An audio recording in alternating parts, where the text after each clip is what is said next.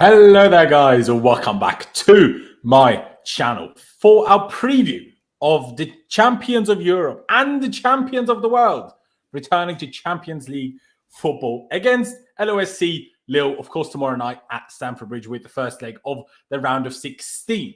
There's a lot to get through today. There's a lot to talk about. Obviously, everybody knows what the big talking point about Chelsea is. Well, it kind of has been since before the new year, but, especially after 7 touches. I've put out myself on Twitter the other day, I will not discuss Romelu Lukaku on Twitter anymore until he either scores in the Champions League, Premier League, or in the Carabao Cup final. Obviously, I didn't mention Carabao Cup final, but the Carabao Cup final is big enough that I will mention his name. But everything else is like, I can't be bothered. But that goes for Twitter. Not for here. This is what we're here for, to talk about things. So it would be weird if we then didn't talk about it. That would be kind of defeating the point. But there's a lot to get through because we're also up against an opponent, which one of my favorite guests to have on, especially because we don't have him on so often. So whenever we do, I'm very excited. As Alex, your expert, as you can see on screen, told me just before we went live, Lille is probably the team he knows the most about. He will probably hype them up a bit more than they deserve. But, that's the fun of it. That's the fun of it. Why not? Shit ourselves a little bit because every game we go into, we're like, oh, that's shit anyway. This time we can worry about more another team being good than us being bad. So, that's fun in a way. But Alex, thank you very, very much for coming on. You were obviously here already when we did the Champions League draw, and you were like, don't underestimate Lille. Don't underestimate Lille. Still stand by that? Yeah. I wanted to fire off some of the bullet points now, but I'm just like, also, Chelsea fans were very excited about prospect of Lille. And there's no doubt this is one of the easier teams in the competition, let alone the easiest team you could have been drawn. But I don't get the complete overwhelming excitement for a side that has just changed basically just in one position in personnel since last season in defence, where they had the best defence in Europe and kept 21 league clean sheets. And they've not really got too much to play for in the league, and they're going on their big Champions League run. So, that's why I'm just thinking maybe there's a potential for an upset here, but we'll get into it. We will get into it. We will say, as much as they had one of the best defenses in the league last season, so far this season, they have conceded, let me just get it up, 35 goals in 25 games. So, it was great last year, not quite so this year. One last question for you, Alex, before I get to the other guys, before we get into things in more detail in a second. Is your fear for Chelsea, if you will, or that Lille could pose a big threat, is that more to do with Lille being good or with Chelsea at the moment being bad? Oh, Chelsea at the moment being bad. That Lille are basically a bad Chelsea's worst nightmare. And I don't think I need to explain myself on that one. I think you can all imagine exactly what that sort of really is. Yeah. Charlie, thank you for coming on. Ladies and gentlemen, just to make things clear. So Charlie and Clutch will not be able to stay for the whole thing. Jem will join us a little bit later, though. But that's fantastic. But Charlie, while you're here, first of all, very much appreciate it that you came on again. Have you, now that we've had a couple of days to reflect on the Crystal Palace game, how do you feel? Because we won. It's a huge 3 points. People will down our form and that, but in all competitions, we've won 5 games in a row. Sure, one of them was Al Hilal, but regardless, and one of them was Plymouth. But still, we won 5. Our last 5 games. As much as people like to down on things, won 5 games. Azpilicueta is back. We'll get into that, more detail. Mason Mount is back, albeit not ready to start tomorrow. Are things as bad as people are making them out, or are arguably things even worse than people are making them out? Nah, things aren't that bad. I think football fans are very reactionary. If you look at it, if you put a bit of context on it, look, we're 3rd in the league. Do we want to be closer to challenging for the league title? Absolutely, but we're not. We've won 2 cups. We won the Super Cup, and for the first time in our history ever, we've won the Club World Cup. We're in a Carabao Cup final. We're in every single trophy still available to us cup-wise, and we've lost 4 games all season. We've lost the same amount of games as Man City in the league. So yes, there are problems at the moment in terms of we're not playing well in terms of performing well, but in terms of picking up results and adding trophies to the cabinet, which is what it's all about, we're not doing that badly. But I am a little bit concerned about a distinct lack of cohesion as an attacking unit that we are displaying, because we can't keep scraping through games every single week, and that's what we're doing at the moment. Bar playing Tottenham, where we always win. We are scraping through games, and in the cup competitions, you can kind of get away with that because you don't have to do it in that many games. But over the course of a league season, that for me is why we're falling so short. I haven't challenged for a number of years because we don't have a consistent level of decent performance. You just scrape by and we can't do that. So yes, I'm a little bit concerned about certain things, but ultimately, whilst we're still picking up results, albeit not playing well, and we're adding trophies to the cabinet, I'm actually not that fussed. And you got to say, good thing is, tomorrow we are in a cup competition and not in the league. Yeah, so exactly. You could take that as a positive, if you will. I mean, someone said it here. I'm not sure. I can't obviously confirm if that's true. But saying Chelsea also kept in last 5 matches, knockout 5 clean sheets. So in the last 5 knockout matches, we've kept 5 clean sheets. That's unfortunately for you, mate.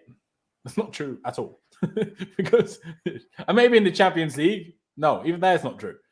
Because, so our last knockout game that we played was the Club World Cup final and we conceded. Then against Al Hilal we didn't concede, but the one before that in the knockout game was against Plymouth and we conceded. So I'm not sure what stat you came up with there, Mohammed, but we won at least. So let's not down on things too much. Clutch. Similar question to you as I just posed to Charlie. Obviously, I did speak to you after the Palace game. It was kind of a mix of us being very happy at the fact that we did win, and I think it goes for a lot of Chelsea fans that we've gone through seasons over the past few years where when we have a slump, no matter how long it is, we tend to just be really bad. Think back many years ago when Jose got sacked, right? We were so bad, we were nearly in the relegation zone. Lampard, for a month, we basically couldn't win a game to save our lives. He got sacked. We had bad spells on the Sarri, we had bad spells on the Conte. But now, as much as our spell is bad and we have drawn too many games, especially in December and January, we're not playing well, but we're still winning. So it's still better than not playing well and losing, in a way. Yeah, I mean, it just depends on in what terms we're talking about. I think we have 2 wins in the last 5 Premier League games or something like that. The Premier League is what we're really, really kind of struggling with right now. And thank goodness that... the whole right now, we've the last 2 Premier League games were a month apart. So does right now of Premier League form even still apply to now? Because it's a long time ago, if you will. I think it still does because, the performance has still struggled, still. Yeah. And we've struggled since Juventus. We've not had a great performance since Juventus. So, for me, I'm thinking, that's a very long run of just kind of scraping out these goals, and it's going to give at some point. The good news is United is slipping. Well, I shouldn't say slipping, but they're looking kind of like us in the same way where they're scraping out wins when they look terrible at times. Don't slate us that much. We're way better than United still. Oh, we're still way better than United, but if you got to compare, we don't want to be that type of team, right? So they're kind of doing the same thing we're doing, and they're 4 points behind us. So if we got to change that because they cannot catch up. We cannot let them catch up. We got to put the Premier League because that's the only that, in my opinion, that's one thing that's going to take Thomas Tuchel out, if anything, is if we don't make the top 4. So for me, I think we do need to fix this problem as soon as possible, but I think there's a lot more factors to it. Yes, you're missing players. Does the back 4 necessarily work without Azpi as much because Azpi is a right back, or without Mason Mount because he's an 8 and he's a proper 8? I think there's questions across the board, and I'm not saying I'm concerned, but I did have questions after Burnley when we kind of started doing these things where we played these games where we didn't take our chances and then it comes back to cost us. Which essentially, if we take our chances, when we were talking about in Burnley, we're still in the title race. But it is what it is. So I think I trust in Thomas Tuchel to kind of change things around because if there's one manager who's going to be able to do it, it's going to be him. So for me, I think when it comes to tomorrow, it is a cup game. We usually do pretty well in a cup game. So I think we're going to have that plan. But also, Lille is just a team that, like Alex said, has it seems like the perfect storm to hurt us.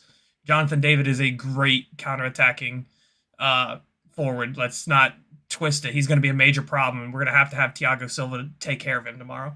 So for me, it's just I'm not worried at the moment, but things are slowly starting to slide downhill rather than I see them to go uphill. Interesting. Very interesting, Alex. Before we get into too much detail about how to fix it and about Lille, I'd just like to get your perspective on Chelsea's current problems. how is it to you? Is it a problem that's caused because we have a striker that doesn't fit to what we're doing? Is it a problem that because all of our forwards or attacking players are out of form? Is it a problem that we're trying to force something that doesn't work? Or do you think it's simply a case of it's a bad run of form and it will get better eventually?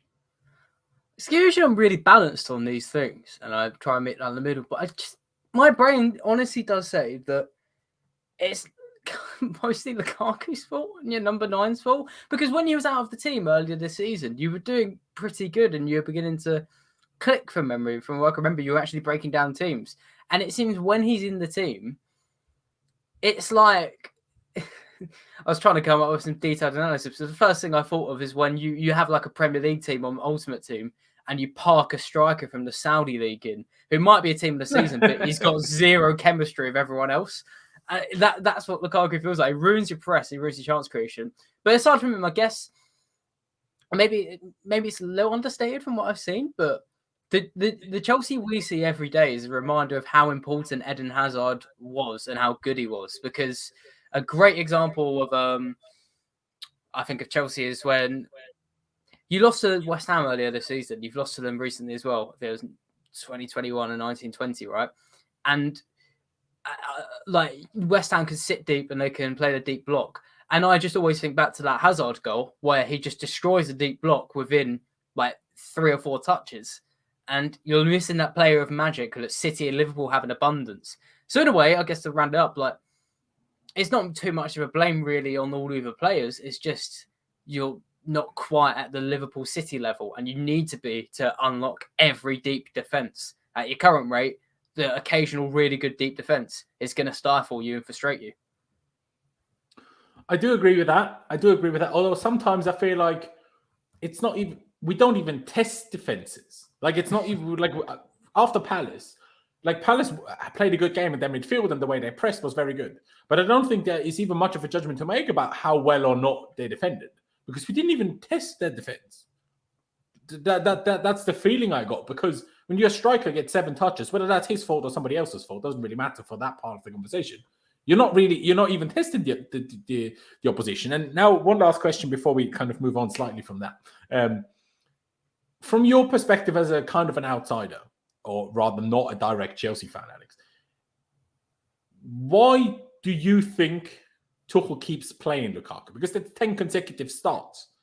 And 10 consecutive starts where he scored 2 goals, 3 goals, fair enough. 1 against Chesterfield, but that was number 1, Scrapey. Number 2, Chesterfield, who aren't even a professional football team. And the other 2 came in the Club World Cup against Al Hilal and Palmeiras. The one against Palmeiras was a good goal, and everybody was happy about that. Everybody praised him for it. But it still doesn't really explain why he keeps starting. But even more so, why when a game is going badly and he's clearly not doing anything, why he stays on the pitch. And the only game he was actually subbed off was against Palmeiras, where he actually scored a good goal. Do you know what I mean? I guess I think my personal opinion is that Tuchel's trying to make a click, and he's trying to. The more games Lukaku plays in, it's going to work. But I will offer up a bit of an anecdote, which personally I don't think this is the same situation. But Tuchel at PSG, what really was a downfall, he lost Thiago Silva to you guys. He lost Cavani. This is summer of 2020, just after the Champions League, and they got to the final, and he come out and said, "I want backing. Like we've just got to the final." And then he was handed Danilo Pereira from Porto, who at the time, he's greatly improved since he's been in France, but at the time he had the turning circle of a train. And what Tuchel did was start him in pretty much every game and started him at centre-back. And some people looked at that and thought he's trying to develop him and change him, but there was quite a lot of commentary that didn't really go undisputed that he's making a complaint here. He's playing him and saying, "Look what you've given me. This is the best I can do with it." Maybe it'll come out that this is the same thing with Lukaku. Personally, I don't think that's the case. See, that's the thing. I don't think that's the case either. But it still confuses me how like I said, I'm not even trying to make this a slander Lukaku situation. But whether it's his fault or the team's fault, what is fact is, and what we I think can all see is, it's at the moment not working. And it's certainly easier to change out Lukaku and play someone else instead of him than it is to change all the other players that we have, because that's impossible in the middle of the season, right? So, but he's not doing that. And I mean, yeah, you could say we're still comfortable enough in the Premier League because we keep, even if it's scraped wins, we keep winning. So like we're still somewhat comfortable having, a game in hand over United as well. And, we are in a Carabao Cup final, we are in the FA Cup, we won the Club World Cup. So it's not that bad, like Charlie said a minute ago. But it's still like, if results start dropping alongside the performances, and he just keeps persisting with it, it's confusing, because then it could cost him his own job. And the way he talks about everything, he loves it here. So that's why that's so confusing. I guess I'd say as well, if you do drop him, what you could say is playing him at the moment, the onus is on the player, right? Like Tuchel's kind of doing, again, there is clearly complaints to the play style, but in essence, he's doing everything he can. He's putting him on the pitch. He's putting him in a position where you can demand for the ball. You can potentially link up with your teammates. There's a chance for you to score. If you bench Lukaku, that does allow a narrative to foster of almost like Lampard, like, we can't cope with these players. He's just benching them. And then that's like the start of a very sort of slippery slope to Tuchel can't handle this squad, Tuchel out, whatever it is. So maybe it's a lose-lose situation, and maybe playing him is something that protects Tuchel's back a bit more. That's an interesting way of looking at it. To me personally, playing him every game makes it seem like he can't handle the squad, but as in something is out of his control, because I cannot imagine he would want to play him in this form. And the fact that he plays him anyway, to me, is like, for whatever reason, either he's not allowed to or he can't drop him. I'd quickly counter that and say, when Timo Werner was dropped by Lampard, everyone was saying Lampard can't handle the squad. Lukaku right now, what I think you'd say, it's 50-50 between Tuchel can't handle Lukaku and everyone slamming Lukaku. So I think maybe it is working that way, that him playing him is putting the very, like, people watching that and saying, this striker's had 7 touches. Like, he's got to be doing more, not necessarily like completely Tuchel needs to be doing more of Lukaku. I hear that. Problem is, obviously, it's also starting to like backfire on other players. And like everyone's now trying to highlight how every other player is bad as well, which is not wrong, by the way. But, I don't like it when we just sit here and basically have to slay all of our players, because obviously none of us want to do that. We'll get into more detail of this discussion in a little bit. Tomorrow we're back in the Champions League. Obviously, we are the reigning champions. Brilliant. Unfortunately, easy to forget, but unfortunately, we obviously came second in the group, which is why we're at home tomorrow and away in the second leg. Obviously, there's no away goals rule anymore, so that whole thing matters a lot less than it did last year in terms of which game comes first, whether you're at home first or away first doesn't really matter as much anymore now. But Charlie, let me go to you. Is the Champions League now like where we just want to go to, I don't know, make ourselves feel better? Or is it a case of we need to use the Champions League to almost, I don't know, bounce back from things, like push us for things? It's weird, because you could argue like the Club World Cup could have been that. We had a week off and we were awful against Palace. And then Thomas Tuchel comes out and talks about the AC on the plane, time difference, even though we've been back for a week, temperatures in Abu Dhabi, which is fair enough. But I mean, everybody goes on holiday to Abu Dhabi to relax. And then we hear our players can't sleep. So what do all the people do that go on holiday there? Can they not sleep either? I mean, I've never been, to be fair, so I can't judge. But to me, it's weird. But can we just use the Champions League to, like, I don't know, because it's a different competition, because it's a competition we won last year, almost use it to, like, build all sorts of form just back around? I mean, I think so. I think it's a welcome change of focus from the Premier League, where, by all accounts, we have struggled performance-wise for a while now.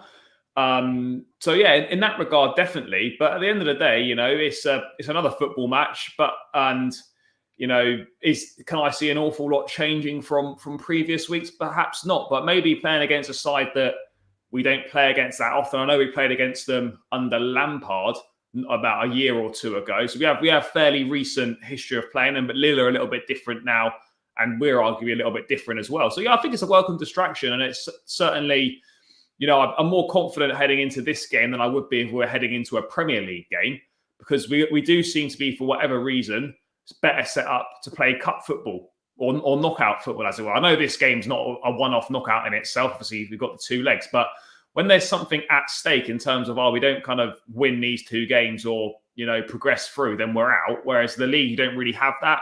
So I think, there's something about that we seem to thrive off.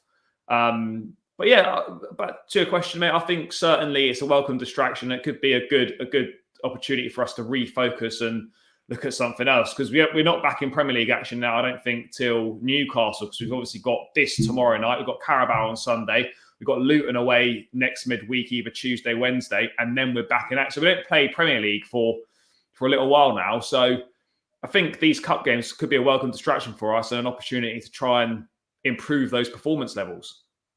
For sure. It is weird, isn't it? By the time, like, the day before we play Newcastle, it will have been 6 weeks and we would have only played 2 Premier League games in those 6 weeks. Like, it's crazy. 2 Premier League games, 6 weeks in the middle of the year. Like, obviously, they've done this whole, like, mini winter break thing now, which is partly why we've had so little games in the Premier League in this period. But still, it is a little bit strange.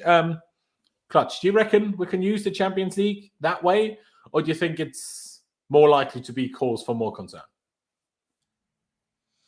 I don't know if I'd be concerned necessarily. I mean, I think a lot of it comes into how Chelsea are going to come into play tomorrow. If we go with the back 3, I think we'll be able to handle it. A back 4 probably going to get countered on quite a bit, and I don't really want to get countered on by Jonathan David like that. So I think it has a lot to do with what Chelsea are going to come in with the mindset of doing. I tend to be more optimistic about a Champions League. In the Premier League, people are going to be, or teams are going to go back and sit against low blocks, and we're going to have to kind of break that down. And just with, I mean, Ziyech might be able to do it these days, but with the front 3 of Havertz and Lukaku, and you just kind of leaving it all on Ziyech, I don't think in the Premier League we're going to be able to do that. So I do think it's going to be a little bit different setup from Lille tomorrow. And we're still going to have to break a low block, but I think it just depends on how we come and set up. I'm not really worried. And like I keep saying, or like you said, if we were going to bounce back, the Club World Cup should have been it. Because, I mean, we went out there, we won a trophy that we never won before. Everybody seemed happy. It seemed like things were turned around. Every player seemed happy. Lukaku seemed happy. He was hugging Roman, Pulisic, and Tuchel, even though there's a concern that they have a problem with each other hugging. It seemed like problems weren't there, but I think it's a deeper problem how we set up and like still trying to persist with a striker who isn't doing his job necessarily. It's not a Lukaku. It shouldn't be a Lukaku slander. I just think there's a lot of problems, and I don't know if the Champions League is going to be what fixes this. I think we are better suited because we can have bad games and still get results out of these kind of games. So I think the Champions League is better suited for us, but we also got a big game on the weekend that's going to be for a cup. So it's weird. I do have confidence that we can win. I think Chelsea can win every game as long as we do what we need to do. But I never can guarantee we're going to go out and do what we need to do. Bro, sometimes we even win games where we don't do what we need to do, like against Palace. Do you know what I mean? Like sometimes it just works like that. For me, the confusing thing is just I don't see patterns. I don't see the idea when we attack. Like, I don't see what the plan is that we are trying to achieve. Because Lukaku is standing on the line of the centre-backs, always pointing to make a deep run, which, fair enough, if that's what you're doing, it's okay. But 2 problems. Number 1, we don't have David Luiz. Number 2, we don't have Cesc Fabregas. So who's going to play those passes? And also, if no one plays those passes, why keep doing that? Because that's how you end up with 7 touches. If you're always asking for an over-the-top ball and it's not coming, at some point, you've got to drop. And I know Pies loves to twist it. By that, I don't mean drop like Harry Kane and become a playmaker. No, every striker at some point needs to drop to become an easy outlet for the pass to move up the pitch. You play it off, then the run comes. You don't just always run when the centre-back has the ball. That becomes pointless at some point. But even if you take Lukaku out of it, we play the ball out to the wing where we have Kai Havertz, a heavily left-footed player who's really not a winger, especially not a left winger. Why is that the case? I don't know. The only logical thing I see is giving the ball to Hakim Ziyech and hoping he does something. But that's not a plan either. That's just hoping that Ziyech has a moment of magic and fixes our problems. That's not like we have a structure in terms of building up, whether it's a back 3 or a back 4. We pass it around. We make sure we don't take too many risks to get counter-attacked, especially when we play a back four because we're a little bit susceptible to those counter-attacks. But then there's no patterns. We're not trying to create triangles. We're not trying to lay it off each other. And as soon as one pass comes, the next run goes. There's no, I mean, Alex, do you see patterns? Because I don't see any patterns. I'm like, it doesn't even look like we're trying to fix it. And there's one video that came out from training where it was the same thing. Havertz was on the left, Lukaku was in the middle. Havertz got the ball, Lukaku made a run. Havertz didn't pass the ball. In the end, Lukaku had to come around, Havertz passed it back. Even in training, we have the same problem as when we play a game. Like, so what's the point? I don't understand. Yeah, that was worrying. Hearing you talk was like me describing PSG this season. That's not a good thing at all. I mean, I'll hold off because I was like, why are you asking me? I had an idea of what a lineup that could solve this, but I think we're saving this to the end. Something that I think is interesting. Someone in the comments mentioned about how Lukaku has lost a lot of confidence, and confidence, especially, I think second after goalkeepers, confidence is everything for a striker, right? But okay, but before you explain that, if you only have 7 touches, does a lack of confidence even affect you? Because you only had 7 touches. Well, this is what I was going to go into. You see, it's easy not to do things to the same. It's easy not to do things to the same success as you were early in the season. Like, you might be trying to lay balls off to teammates, and it might not be working as well when one game or etc. But I think everyone who watches the Premier League saw Lukaku versus Arsenal, right? Backing into Pablo Mari, spinning and making a pass. The thing that worries me, I think, plays into this. Look that he hasn't done that to the same success. In the Chelsea games that I've watched, which probably been I didn't bother with your Club World Cup this year. I've got better things to do. But in the actual games I've watched this year, I can't remember. Like achievements like that. I can't remember Lukaku even trying that. Like what you were saying there, I watched the highlights with Palace. He's just standing there and pointing. Like you said, not once does he even try and drop and lure a defender into his back so he can spin, exactly like he did at Arsenal. He's not even trying that. That's a very odd and bad thing. And I mean, I was talking about it after the last game when obviously I was sat here with Con, Charlie, Clutch, and Pice. And I was like, the fact that we played Havertz on the wing and Pulisic as an 8/10, the only idea I can see in that is that you're trying to create a space where Pulisic can run into. But that space can only physically be created if Lukaku drags a defender out of position. But if Lukaku always just points for a deep run, then that space for Pulisic can never open. So then what is the point in Pulisic being in the 8th role? I just don't understand any of it. And that's why I'm like I love Thomas Tuchel. We all do. He has all the money in the bank, all the credit in the bank that you could possibly have as a Chelsea manager. But I don't see the idea. And I'm still waiting for one day a journalist to ask him what he's trying to do. He's not going to give you the real full answer because he's going to say, well, I'm not going to tell you my tactics. But I want to see his reaction to that question because I just don't get it. I just don't get what we're trying to achieve. But before we talk about what we should probably do against Lille, let's quickly talk about Lille because like obviously we said at the very beginning, there could be exactly the problem that, exactly the kind of team that we really don't want to be playing right now. But at the same time, obviously they are reigning French champions, but they are 11th in the league, all on 25 games played. In France, apparently they're capable of all having the same amount of games, unlike in the Premier League. They have 9 wins, 9 draws, and 7 defeats, 32 goals scored, 35 goals conceded. Their best player, obviously. Well, in terms of goals, it's certainly Jonathan David with 12 goals. But if I go here to my app, other apps are available. Benjamin Andre has apparently the highest rating, followed by Renato Sanchez and Thiago Jallo. Not sure what exactly that tells me, but Alex, do they always play in a 4-4-2? Or do they? I was dancing a little bit because I'm very happy to dispel a lot of concerns. So early in the show, Chelsea fans watching, this is my favourite part. We said, Lille have had a bad defence this season. I've got it in front of me. They've conceded 35 goals. However, before we go further, it's just to put in some context. Lille do play their 4-4-2, but they tweak their tactics successfully just around mid-October. And I'm actually now going to read you the stats from November 1st onwards. Okay, so that's what, 4 months. In that time, they've lost 2 games across the Champions League and Ligue 1.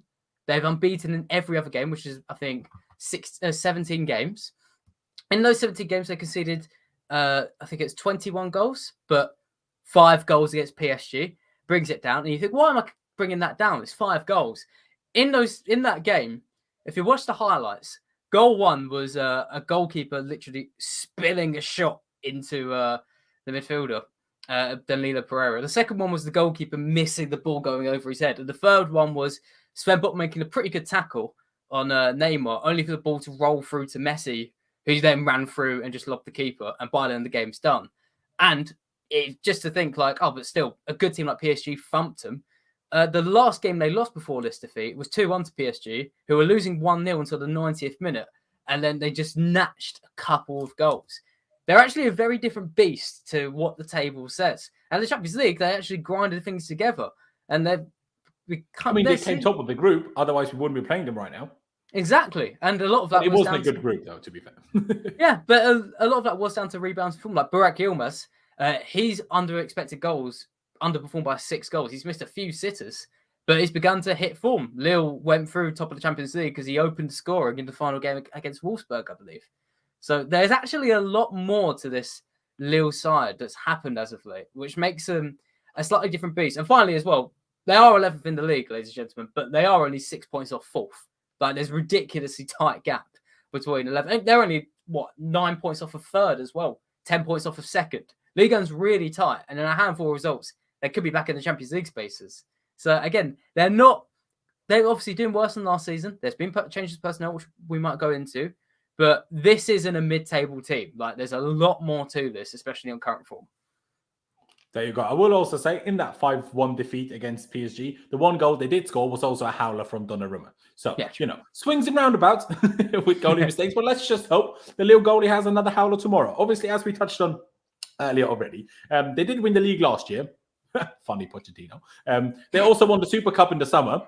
Funny Pochettino. Fair play to them. They did top the Champions League group, but they lost their manager in the summer.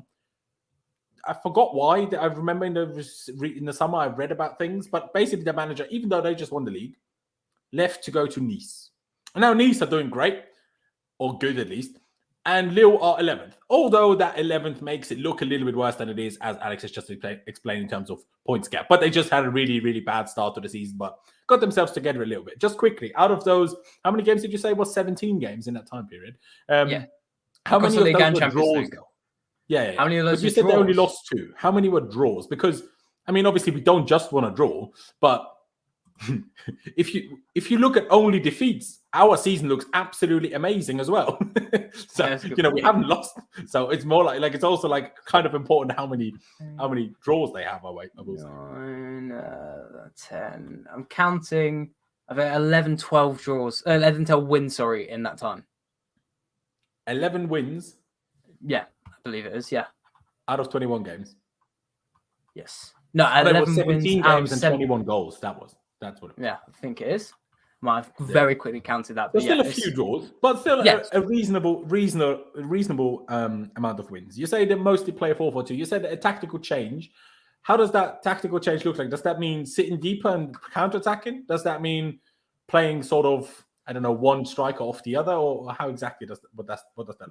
Well, that's a very good question, Laurenz. So, last season, as we established, they won the title and they had Boubakary Soumaré mainly playing in midfield, who's gone to Leicester. And the way they were attacking, they held a bit more of the ball, so some teams were pinned back.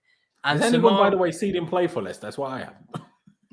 He has played, but he was more of a passer. Lille were more of a team who liked to pass into the box and had quite good vision. He left, and they brought in someone called Amadou Onana, who, if he has a good game against Chelsea, you might scout him and buy him. He's 6'5", I believe, central midfielder, very agile on the ball, and he's not a passer; he's much of a carrier. And what the coach Jocelyn Gourvenec did is he's looked at this Lille team and realised we lost our goalkeeper in Mike Magnon, and we brought in Ivo Gerbic, who has actually been okay across the season. The PSG game was a howler, but he's been okay. But he's not as good as Mike Magnon, who right now is one of the best goalkeepers in Europe. So we're going to have to sit deeper. But we've got Onana in this midfield who could carry us up the pitch a bit more. And we've got Jonathan David, who's a great counter-attacking striker. So what's happened is Lille have sat deeper. They're now holding less than 50% of the ball on average. Last season, they're holding about 54%. And they're not trying to pass their way forward. They're just driving straight up the pitch. And I think a really good point of reference for this, if they turn up, was their game against Marseille recently. Marseille play in a 3-2-4-1. It's like a 4-2-3-1 upside down with the goalkeeper included. It's a crazy formation where, a bit like Chelsea, they want to pile on pressure, press the team very high. And Marseille is second in the league, and they've done very well this season. But against Lille were able to defend really well. There's one more draw in the end, but they probably should have won because they carried on cutting Marseille apart with these lethal counterattacks. They're just sort of very quickly connected together, travelling up the pitch in a vertical way. Whereas last season, they might have taken a few extra seconds. It means they're more prone to losing possession, and you might be able to box them in a bit more.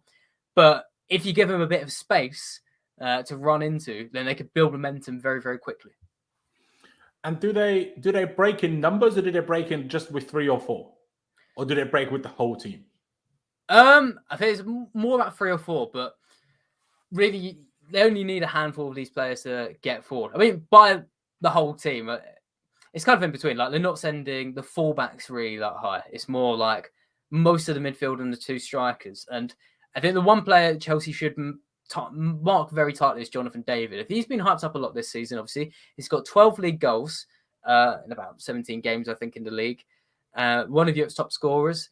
But we're yet to see him play against a deep block. He's decent inside the box. I think he's much more lethal on the counter. And Chelsea should mark him very tightly, because if you give him space to turn around you, he's quicker than any of your defenders. And I think also... I don't think he's quicker than Rudiger. No one's quicker than Rudiger. I've never seen anyone be quicker than Rudiger.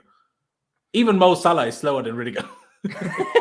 Okay, maybe Rudiger could be able to catch up to him. However, he's on the other side. Doesn't Jonathan play more off the left rather than the right? Yes, Jonathan plays more off the left. You almost plays more off the right. But I think the thing about David that makes him a little more dangerous is he's not just a guy who's running in behind. It's not just a Werner. What I quite like about him is how he can drop off a little bit. And, you know, when you're watching your team counter-attack and then your player, you can make this pass over there, and he just fluffs his lines and just makes the worst pass at the wrong time. David doesn't really do that too often. He's very good at picking the right pass, threading it through the right player for a teammate. So it's an example where you can't afford to give him space, and you can't afford to just let him drop off and start picking play, because he can cause danger there too. And one last question in terms of how they attack. Do they attack, counter-attack mostly down the middle, or do they use the flanks heavily for that as well and end the counter-attack with a cross to an, striker that's unmarked in the middle? It generally depends on the opposition. Like I said, Marseille, that was basically down the heart of the pitch, really. But I think against teams who might sit back a bit, they like to go a bit on the wide spaces. I think with Chelsea, you're going to see one of the wide men come inside a bit, and they're going to go forward. I should say as well, with Lille's 4-4-2, another person to touch on who might play, might not play. Renato Sanchez would most likely play off the right, and he's like a right midfielder. Yes. So this is what Lille do against the big teams. They play their left winger, who's generally Jonathan Bamba, David and Yilmaz up front, and then to kind of overwhelm midfield, they'll have Benjamin Andre, Onana, or Xhaka, and then off the right they play Renato Sanchez, who just kind of drifts in and make it a midfield three. But the thing is about Renato Sanchez, if he's fit, which he's been out weirdly with an injury, as he usually is, there's nothing confirmed about if he plays tomorrow or not. He's not even ruled out. He's not in the starting 11, so we'll have to see. If he does play, he could be a right midfielder and a central midfielder at the same time. He's like a Duracell bunny. The guy's energy is ridiculous. And I think we saw it at the Euros, right? He had a very good couple games for Portugal as well. So I'll be interested to see if he starts. Yeah, he's one of those that was supposed to be one of the great talents. Obviously went to Bayern Munich, then on loan to Swansea, and his most famous thing for Swansea was playing in a Carabao Cup against Chelsea and passing the ball to the advertising board. But obviously then going to Lille, he's kind of rejuvenated his career to some extent. So that is fair play. One last question before I go to Clutch and Charlie, who both need to leave reasonably soon. From what you just said about Lille, do you think it would be more useful for us to play our back three or our back four? Because obviously now we can actually play both. Well, it's debatable how good we are in either, but I tell you what, I personally am a fan of playing a back three against 2 strikers, because I think if you I was going to say that. Usually against 2 strikers, you play a back three. Yeah, two centre backs. I feel like maybe it's potential. If Yilmaz and David link up, you can pull one defender out of space and run into it. So I'd say back three. Fair. Although I guess with the way we played a back four against Palace is with 4 centre backs anyway, so I guess it's a bit different. I will say as well, like to me, even though Lille, I think are quite good at this and the right conditions, they could cause an upset. Chelsea's still the favourites here, so it really should be Lille changing their team towards Chelsea. I think Chelsea are good enough to play a back four or back three. It's just if you really want to make sure, I guess it's the perfect game, and you're worried about the threat Lille can pose, I'd go back three. It's weird, really, because you'd think, like, when you think about Chelsea, you're probably thinking, oh, the way we're most susceptible to goals is from the counter-attack. But we're not really, actually. Like, our defenders, no matter what formation or players we really play, whether it's Thiago Silva, Christensen, Rudiger, Chalobah, when he does play, they're all very good at stopping counter-attacks because 4 centre-backs, they're all, other than Thiago Silva, they're all pretty quick. Jorginho, while having no pace and being not physical at all, is one of the best players at probably reading where a player's going to go and intercepting a ball. And then obviously we have N'Golo Kante and Kovacic in absolutely amazing form. So for me, the big problem is we get counter-attack, then we foul them, and then we concede from the free kick. We don't usually concede directly from the counter-attack. But with the counterattacks, they get close enough to our box where we then foul them and then they have a good free kick position. That's usually what Chelsea suffer from in the end. But let me go to you, Clutch. So after everything that Alex has just explained, how do you think we should face that then? Like, do you think we should make sure we stop their threats? Do you think the kind of threats that they pose, if we just make sure our threats are bigger than theirs, they can't make use of their threats as much? I'm 50-50, right? Because part of me wants to go to the back three because of the 2 strikers thing, and I know Jonathan David, and I know how good he is. I've watched him in the Canada game recently where he was actually very, very good. But the other part of me says we do need some sort of attack, and the only attacker we have is Ziyech right now. And Ziyech is not playing in a back three. Tuchel said it pretty much himself last game. The reason why he didn't start was because we played a back three. Now, does that mean that can change? Sure. But at the same time, I wouldn't really expect Ziyech to thrive as much as he would in a back four. So I'm kind of stuck in between those two motions. Do I want to have security in the back with the back three because I know I will have it? Or do I want the back four, which I do think we'll still have security, especially with Azpi being back. But do I also want Ziyech to be able to come in from that right-hand channel where he loves to play and be able to put balls into the box? For me, I don't know at the moment. I think I'd probably lean towards the back three because I want that security. I think that's get the security at home for the first game, or make sure we have some security and then see where we can go from there. But I think I would probably go with the back three because I really just want to contain Jonathan David. It's a tough one because Jonathan David obviously plays off the left, right there left. So that's our defensive right side.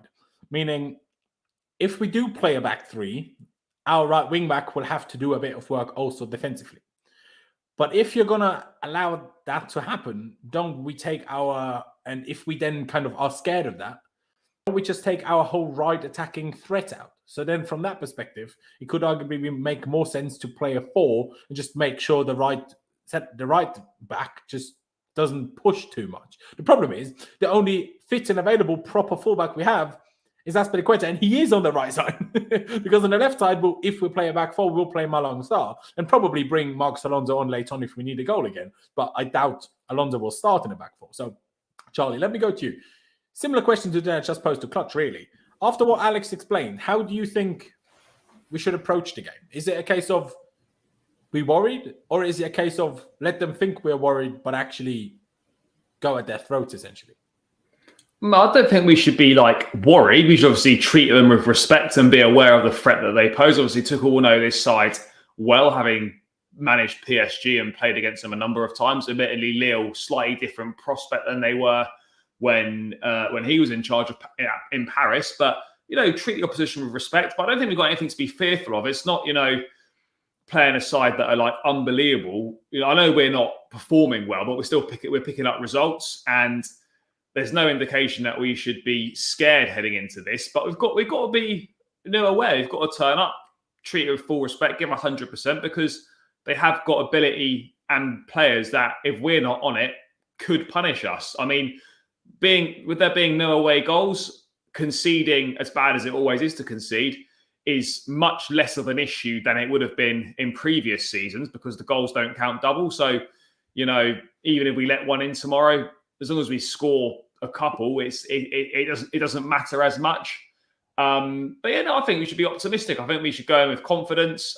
Lille, should be respected as a team, but they're not world beaters by any means. So if we, turn up, treat it with respect,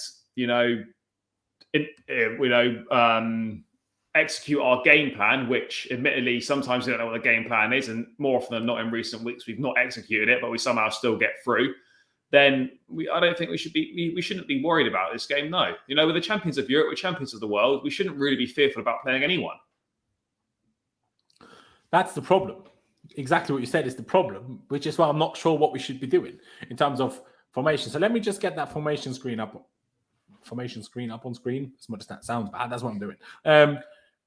Because now, like I said, usually the way managers talk about football, when the opponent plays two forwards, two strikers, it makes sense to play a back three. While if they play a front three, it makes sense to play a back four. To kind of go have one over them at each time, at every moment. My idea would then be, okay, just do what we did against Spurs, play a mix. Well, not in the last game against Spurs, but in the first game against Spurs, play a mix of 3-back and 4-back where we shift it. In defense, we shift to a back three. In attack, we shift to a back four. Problem is, a team that's great at counter-attacking, if they do that, if they're really good at it, they will hit us before we have time to switch back to the three. And I would have said, okay, let's just make Hakim Ziyech that right wing-back role so he can still do his thing even though it's a back three. But the problem is, the only wide threat is Bamba, and he plays off the left, so we can't play Ziyech right wing back. So that's why I'm not sure what to do. Charlie, do you think we should be going in it with a back three? I mean, Chester made a good point in the comments. If you've gone by Chelsea's recent games, the bigger the game, the more likely it is that we play a back three. So I think we're all very aware that we're going to play a back three against Liverpool on Sunday. But is the Champions League, even if it's only in quotation marks, the round of 16, and even if it's only Lille, who are currently 11th in Liga, do you think that's a big enough game for Tuchel to definitely go for the back three? Or do you think the back four is still out there? And then again, similar as usual, Charlie, obviously you know that by now. Not just what you think Tuchel will do, but also would you pick the 3 or the 4? To be honest, in relation to the first question, I think as we see now when trophies are on the line, when the games are big, the back three seems to be, what he goes with, what he perhaps has more trust in and more faith in at this point in time, more work on the training ground with it, we've been playing with it longer. I think, we can successfully execute a back four, but the bigger the game is, I think the less chance of us seeing it. I think he'll go back 5 tomorrow, back 3, back 5, whatever you want to call it. Just because this is an important game at the end of the day. This is a competition that we could get knocked out of. It's not like the league where we can just play and I'll play again next week, try and get some points. If we mess this up, we're done. That's it. So, I think he'll go with the back 5. My personal preference, I'm not that fussed if I'm being perfectly honest. I mean, I like the 4. It gives us more options going forward. It seems to get more out of our attack, but we look a little bit more exposed at the back. But then if we go over 3, we're defensively more solid, but we're not perhaps quite as good going forward. So there's a bit of a trade-off to find. But yeah, for me, mate, I think just go the 3 from my personal point of view. But I think Tuchel tomorrow definitely goes with a 3 for those reasons. Fair dues. Jem, very much appreciate you for coming on. Let me just quickly go to Clutch because he does need to head off in a couple of minutes anyway, although to be fair, he did just say 15 minutes, so it's not super stressed. But I will just pose the next question or a similar question to Clutch as well, because people in the chat obviously talking about it will be a back 4, it should be a back 4 because that's where Ziyech thrives. Which that logic in itself makes sense. But the one counter argument to that I will make is our attack, let's not kid ourselves. Our attack hasn't been better in the back 4 in the last game. We did play a back 3 in both games in the Club World Cup, and it was great against Spurs. But at this point, the fact we beat Spurs 3 times in January I'm not sure how much we can take Spurs for anything because we just beat Spurs. It's just what we do. The way Spurs just beat City is just how we beat Spurs. It's just what it is. Nothing you can do about it. No matter what formation we play, no matter what formation they play, it's just going to happen that way. So, with that said, as much as, yes, Ziyech does thrive, but does he thrive enough, along with the rest of the attackers, that it's worth making our attack a little bit less stable, especially a little bit more susceptible to counterattacks? Because while we don't have a physical, quick, strong DM, playing a back four just does make us a little bit more susceptible to the counterattack. So then, Clutch, just with the point raised about Ziyech, do you think Ziyech being better in the back four outweighs that and we should go for the four, or do you still think we should do the three then tomorrow? No, I think defensive security foremost. It is going to be like a very harsh on Ziyech because obviously he deserves to be played in his best position over the last couple of weeks the way he's been playing.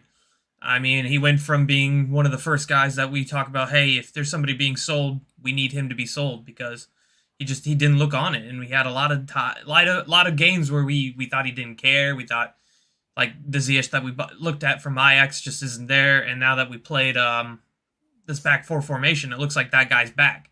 He looks like he's loving his game. They were asking me the other day. He said, I love the way I'm playing right now.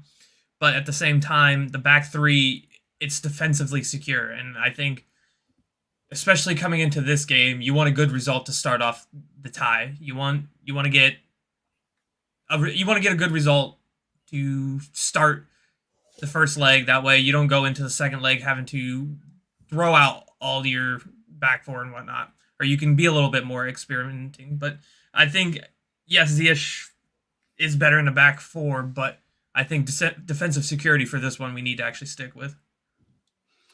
The one other question, I suppose, that comes with it that we have in a back three is that means our left wing back will be Marcus Alonso, which obviously is a problem in and of itself. Obviously, I know in the Club World Cup final we brought Malang Sarr on as a wing back, even though a little bit later than the Club World Cup final we shifted it to a back four anyway. But Alonso against the team that's great at counter-attacking really quickly, is that really what we want, Clutch? No, it's not ideal, but, I mean, maybe that assist is going to trigger something. That's all I can hope. Maybe that's what he needed. But at the same time, I don't know. I mean, you know me. I talk about how I prefer the back four, and if 95% of the time, if you're going to ask me if I want to play the back four, I'm going to say yes, even against most teams other than probably Liverpool or City.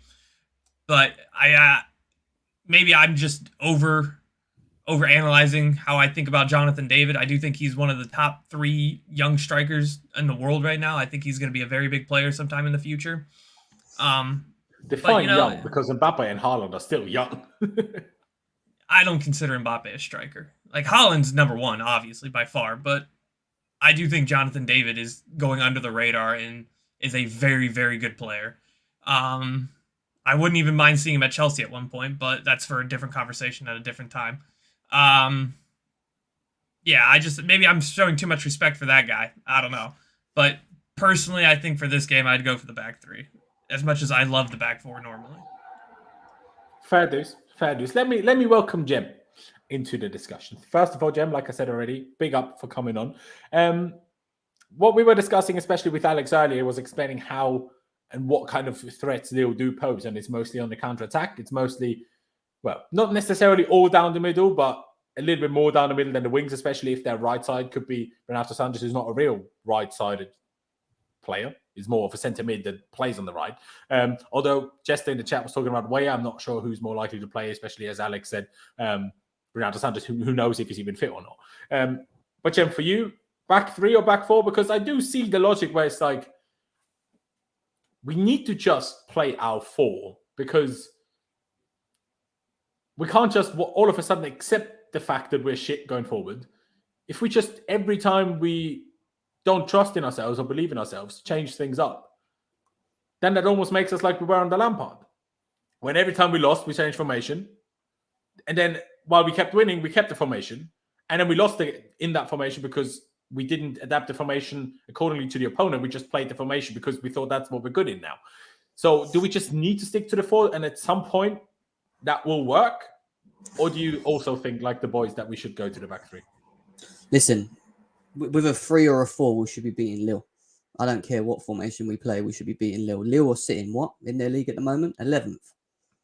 They're sitting 11th in the French league at the moment. So they're not in any real great form themselves. For me personally, you stick to the back 4. I wouldn't switch it to a back 3. I mean, we've been playing with the back 4. I know we played against, is it Al Hilal with the back 3 and not in that one-off game. But you saw what happened when we did that. Hakim Ziyech. The final was also back 3 until we changed it. Yeah. So what I'm saying is, Tuchel's already said that in the back 3, part of the reason why he doesn't play Ziyech is because he knows that he doesn't fit that position. And we know that in the back 4, Ziyech can hog the right, Ziyech can be more effective. And if he is our best player at the moment, which he is, he's our clutch player. And he meant to say Havertz, but Havertz scored in that final. But he's the player we're going to at the moment in terms of creativity and maybe stepping up and actually playing well. Then I think, we've got to stick by it. And, with the additional forward on the pitch, or the additional attacker, should I say, on the pitch, I think it's probably the better way to go against Lille in terms of taking it to them. What happens when we play this back 3 is that we actually just generally don't have the players in the wing-back positions. For me personally, I don't think, without Reece James and Chilwell, it just hasn't been the same. And we've seen how Alonso plays in that position, and we know that he only gives us a certain level, and it's just not good enough. And then you look to the right, and you go, right, so what are you going to do? You're going to play Azpi there? He's not going to offer too much. He might do. We're also not sure if Azpi is fit to start. We think he is, but we're not 1,000,000% sure. Exactly. We don't even know if he's fit. And if he isn't fit, then what? You're going to accommodate Callum there? You're going to put Cho there? You're going to risk Reece James at the beginning of this game? Like, I don't know, man. I think it's easier based upon where we are at the moment in terms of players available, etc., to play in the back 4, play with Assar, Rudiger, Silva, and whoever else. We'll get to it obviously in a bit, and then just play the attack. We've got to just keep playing them. And unfortunately, I've just come off a 10-minute rant about Lukaku on another stream. I've got an headache now talking about it. But we're going to end up playing him, and we're probably going to have to continue playing him with Havertz, like Tuchel said in his previous conference, in regards to trying to build up some chemistry and try and move forward that way. But it's important that if we play the back 4, that you have Kovacic on there. Like, we need to have Kovacic playing. Kovacic needs to play no matter what the formation is. Well, no, but yeah, you know why I said that, though? Because you look at the Palace game, and when we had Jorginho and Kante in the middle, we had nothing. We couldn't even keep the ball well enough, and we had nothing going forward. At least when Kovacic comes on, and you saw it, he's progressive, and he tries to look to play the balls into pockets and spaces. So, yeah, back 4 for me, mate. 100%. Fair dues. Obviously, you weren't here now when there is a bit of a, when you look at circumstances of why Lille are there, and they are 11th, but 10 points off 3rd. No, 10 points off 2nd, you said. That's closer than we are to Man City. So, it's not all that bad. And since November, they've only lost 2 games and actually have been in decent form. So the league table makes them look a little bit worse than they are, according to Alex, who watches them a lot. Obviously, I can't pretend like I know. But, that's why I got Alex on. So I can just say, see, he said it.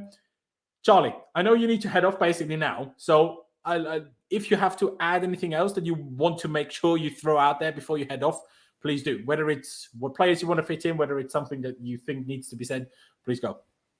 In regards to the team, I think it'll be, if it's back 3, I think it's virtually picks itself almost. But one thing I just would like to see, I won't bother running through my team, but I'd just like to see attacking players take some risks, just try something. Do you know what I mean? Like, at the moment, we've got, well, not at the moment, for a long time, we've got attackers that take no risks. No one does anything. No one, tries to take someone on. No one plays a ball over the top. No one looks for a tricky through ball or a tricky pass. And all we do is we're so slow on the ball in terms of transitions. Players get the ball and, taking too long to make a decision. The moment's gone. We play backwards, we play sideways. I just like to see attacking players, and that's all of them, bar Hakim Ziyech, who actually is taking risks and is getting reward from it.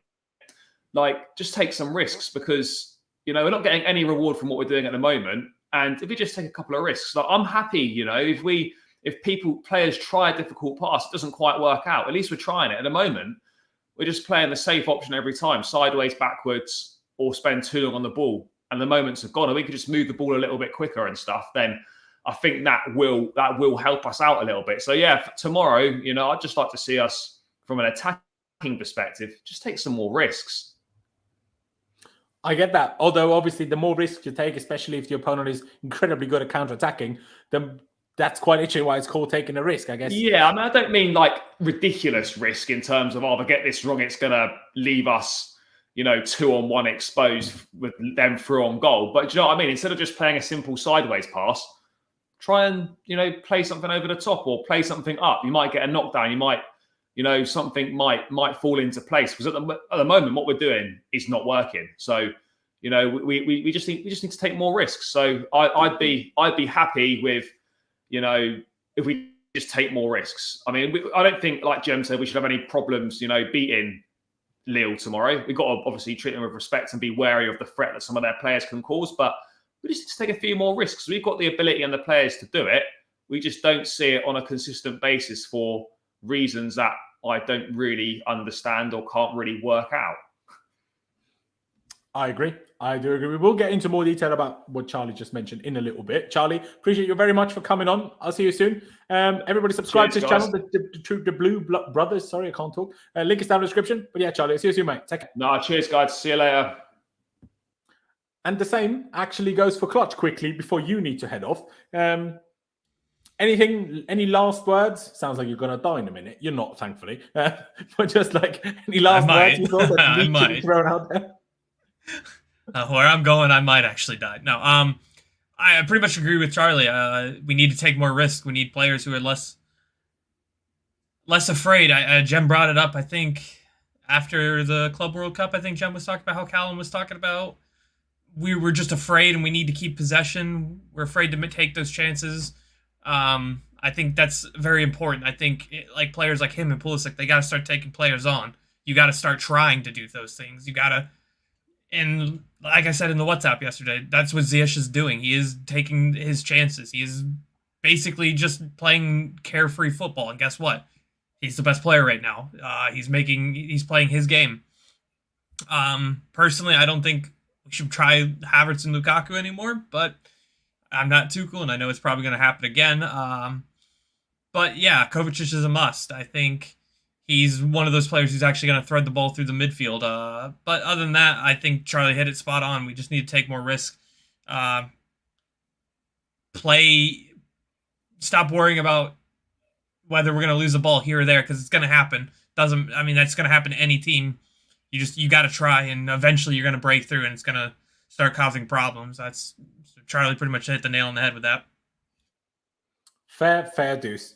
Clutch, again, as I said for Charlie, very much appreciate you for coming on, especially because there was all sorts of uncertainty. Do I need you? Do I not? So I very much appreciate it. Have a good rest of your day, and I'll chat to you soon, bro. Thank you. Later, guys. Take care. Now, I will say, before I go to Alex, because I have a very important question to ask to Alex, two things. Number one, ladies and gentlemen, we have over 200 people watching, so please be sure to subscribe if you haven't already. That'd be massively appreciated. We're on the road to 15,000 subscribers. A big red subscribe button down below. You literally cannot miss it. Just go down below, click it. That'd be great. Smash the like button for me as well. As Melinda said in the chat, let's get to at least 100 likes. Just one click of a button. Doesn't cost you any money, and it doesn't cost you any time either. Now, my perspective is, whether we play a back three or a back four, we will make that finalization, what we put up on screen in a minute. What we need to do, and unfortunately we can't do it with Lukaku, regardless of whether it's Lukaku on the pitch or not, I think also if Lukaku plays, we're not going to be very...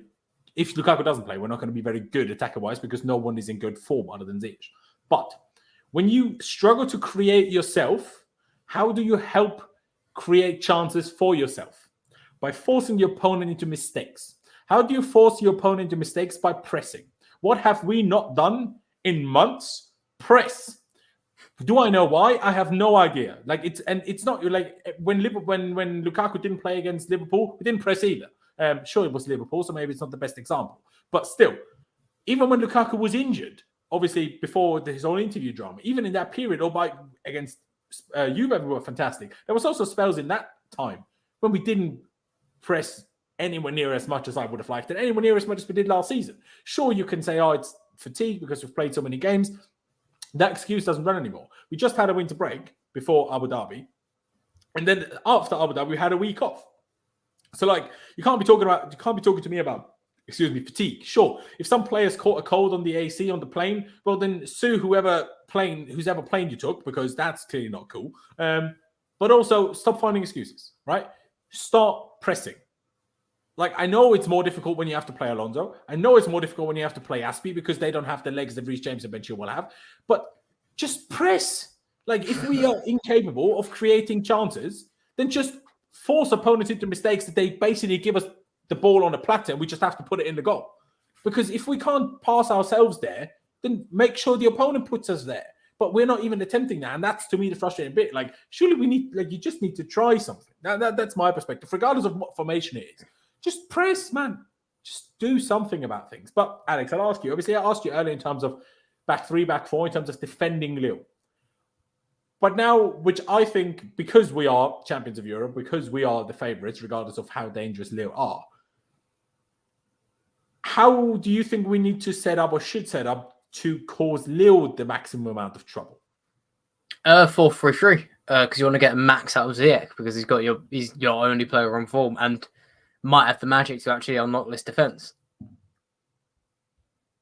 There you go. But that 4-3-3 with 2 8s, 4-3-3 with, I don't know, 1-6, 1-8, 1-10, 4-3-3 with 2 6s and 1-10. Like, even though that's just a 4-2-3-1, but a 4-2-3-1 is only a version of 4-3-3 if you think about it. Or do you think we should just do whether it's 4-1-4-1 or 4-3-3, same thing essentially? Is that just what we should go for? Is it as simple as that? Because then don't we have the same problems with Lukaku as we had against Palace? Because we all know Lukaku will start. This might be a good time to put in my crazy idea, Laurenz. I can't just talk you through it. The idea. I have an idea of putting a 4-3-3 with Havertz up front. Now, while I love that idea, and we would all love it, it's just not going to happen.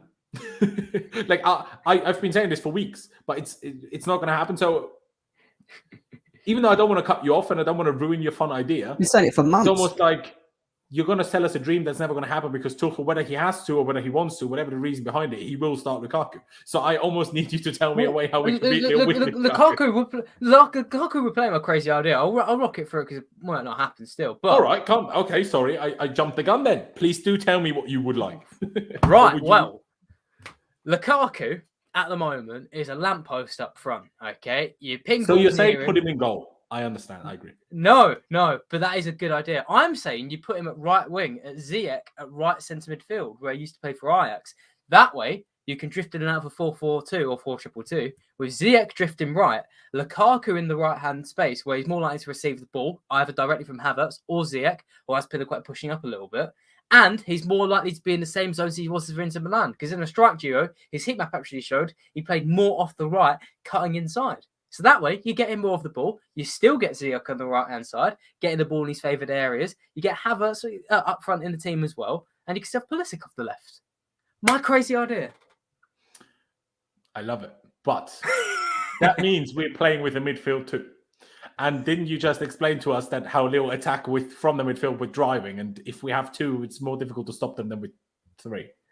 I guess so, yes. But if you have Ziyech starting a bit deeper, then you have that sort of overload there. And you'd have Jorginho and then Kovacic on the left, which I think those two in midfield anyway are quite meaty midfielders. And I'd say play Sarr at left back. That way you don't have to play Alonso. That way you can shift into a back 3-2, which gives you another extra amount. It does. See, even though I know for a fact it's not going to happen, I really would love it to happen. You never know what Thomas Tuchel is playing. You never know who's watching. What are you loving about Romelu Lukaku playing off the right when someone? Oh no, nothing. Obviously nothing. I love nothing about that.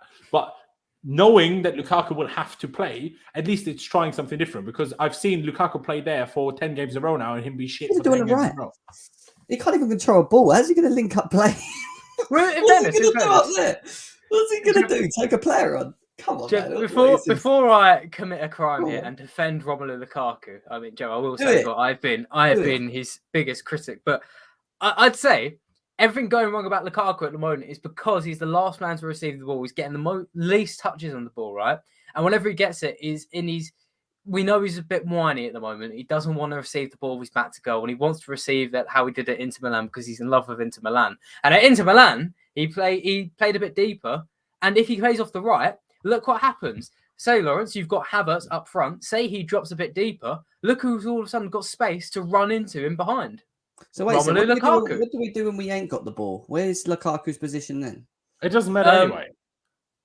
He's not yeah, going to do anything no touchline. matter where he plays, so it's irrelevant. he's in Thomas Tuchel's arms. This is what it's come to. If Pice ever sees this stream, we've got the wrong 3 people here. We will be slandering Lukaku for the next hour, and I can't wait. He's No not gonna one's telling like me it, off he's for not it. gonna like Finally, it. come on. I thought Pice didn't like Lukaku. I don't get it. What's going on here? Yeah, after Palace, him and Con started shouting at each other about. Well, Pice says he's not defending Lukaku. In my opinion, he was clearly defending Lukaku. But we love him. But I'm gonna rewatch but I that say show we because love Con him. and Pice shouting at each other. Yeah, but not in a hating each other way, just in a shouting each other way. When I say we love him, I didn't mean Lukaku, I meant Pice, obviously. But yeah, just to make things clear. Shall we just for the banter go with this? Let's fill this and then we'll go for a more realistic one. Why not? Just put him on the bench. Why can't we do it? Why don't we just Of course, get him off but the pitch? Jem, you know as well as I do that Tuchel will start him, whether it's because he wants to or because he's forced from above. We will maybe never know, but for the time being, we don't know. But we need to accept that he will play. Unfortunately, I can't. No, I can't either. But I tried, bro. I tried to not accept it. And then he kept starting anyway. Even in a Club World Cup, he started, which he had no right to because he didn't even get us there. Even that he started. So now I gave up completely. I had him. Do you reckon? You know, Football Manager, where in the contract you have a bench fee. Do you reckon Lukaku's bench fee is really, really high? So it's just cheaper for Chelsea all around to start him every game. I don't know. But so much sense. He don't make... Hey, no one has a problem if he's dropped from the squad completely, and then he doesn't need to sit on the bench. I still can't get out of my head 2 touches in the first half and one of them being kickoff. That does not leave my head easily. That's haunting me. I can't. I can't. How does someone that says that he's in the elite strikers of Lewandowski and Benzema only have 2 touches in the first half? Bro, I watched the highlights of Madrid's game yesterday of their 3-0 over. Who did they play? Alaves. Benzema does things that Lukaku can't even dream about. Exactly. It's ridiculous. He's so limited. It's ridiculous. He's nowhere near got the technical ability of even Benzema or Lewandowski. He's nowhere near it. He's a typical number 9. That's what he is. He's not a versatile number 9. He's a typical number 9, which means that you have to play to his strengths of getting the ball in the box and it has to land to his feet for him to do something. That's it.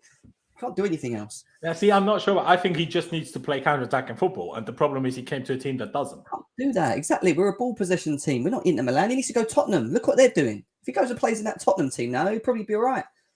Yeah, probably would, especially with Conte. He can't complain about anything. But if we play a back 4, right? Obviously, we just discussed it. We all hope. Let me just quickly, before we get into more detail of the Lukaku debate, when we get to the latter stages of this team that we discussed. Just quickly, team news. So Azpilicueta was back in team training yesterday, and according to Tuchel, did not feel a negative reaction. And then was in training today as well, as far as I'm aware. So then she should be available tomorrow. Whether that means he can start, I'm not 1,000,000% sure, but he probably will. I'm fairly confident of that. Mason Mount, the Tuchel said today will try to join team training today. Not sure whether he has or not. But he said basically he's not going to start, but he might make the bench, which at least is something. And also puts it in a good step, obviously, for him potentially being back for the weekend against Liverpool, which is a positive. Reece James is not fit yet. He might be involved against Liverpool on the bench, but he's definitely not going to be involved tomorrow. And obviously the same goes for Ben Chilwell. And Callum Hudson-Odoi did also not train neither yesterday or today, so he is out for tomorrow's game almost certainly. So that obviously does limit us to some extent. But Mount trained today as well. Okay, there you go. No, he might be on the bench tomorrow, but he won't start the game. Okay, so that means we presumably have Aspi here. The question is, we know we have Rudiger here, and actually we know we have Thiago Silva here, don't we? Do we all agree with that? Yeah. There you go. I can type. And Jem, obviously Alex brought it up already, but Jem, do you agree that it should be Malang Sarr here, or do you think Marcos Alonso because he came on last game and got the assist? We ain't got no choice, mate. It's got to be Malang Sarr. Alonso's not good enough to play 90 minutes as a don't say it so negatively. I love Malang Sarr. No, to be honest, Malang Sarr's actually performed in that position. That's what I'm saying. He should hold it, Yeah, I agree. That ball to Kante last game, phenomenal. Absolutely phenomenal. I don't think issue is Laurenz.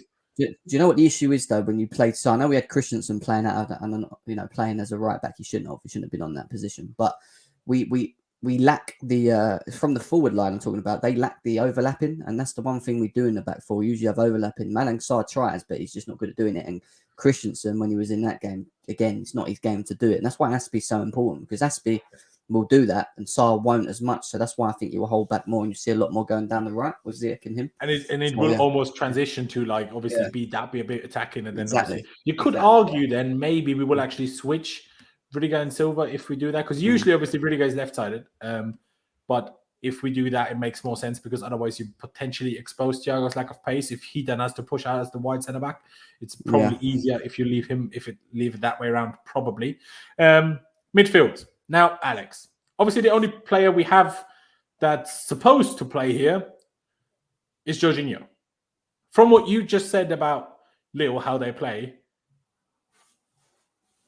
that's probably the opponent that he's least suited to of any opponent we play against. That's a really good point, to be fair. I guess thing is, I don't think he deserves to be dropped for it. I don't think he's I don't think he's had any performances to suggest like he's gonna have a failure this game. I think even how good Lille are, like I'd say this is Jorginho's test, right? I think Tuchel's probably psyching up for this game. And I reckon this is a test he can pass, because it's not just going to be he's going to be constantly facing traffic. If he positions himself intelligently, he could be the one to stop balls coming into the likes of Jonathan David and Burak Yilmaz. He clogs up that centre, very neatly. So I think Jorginho should start. He deserves to start. I forgot about Burak Yilmaz, Alex. No, so to pause you there, in the Euros on Gem's channel GNA TV, we after covering Lille extensively, actually, in our European watch-alongs, we were very hyped up for Burak Yilmaz, especially since Gem has a Turkish heritage. And obviously, if anyone watched the Euros, they know Turkey were the worst team of all time. So we've had to deal with a lot of stick. Yes. For our first live watch-along when Turkey played Italy, and every time Yilmaz got the ball. Come on, what's he going to do?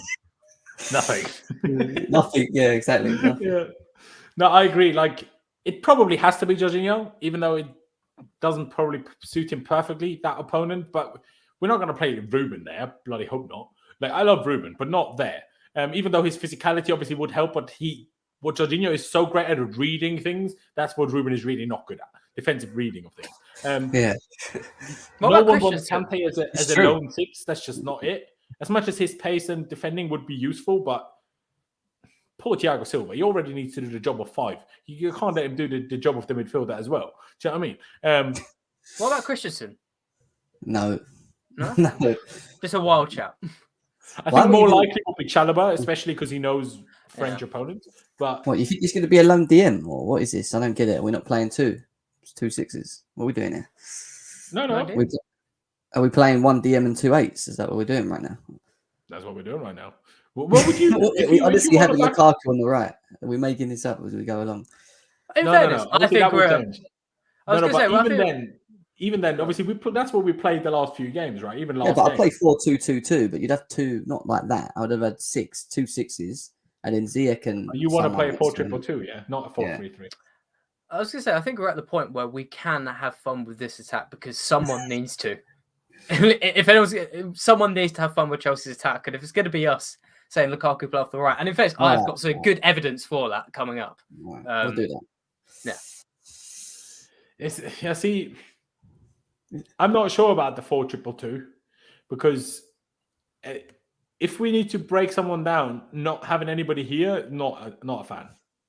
I mean, I say that as we currently have no one here either, but you get my point. Like, obviously, so what Jem is basically hinting at, you play like that, you put Ziyech over here, and you play a pivot of probably, well, I don't know. See, that's the problem because...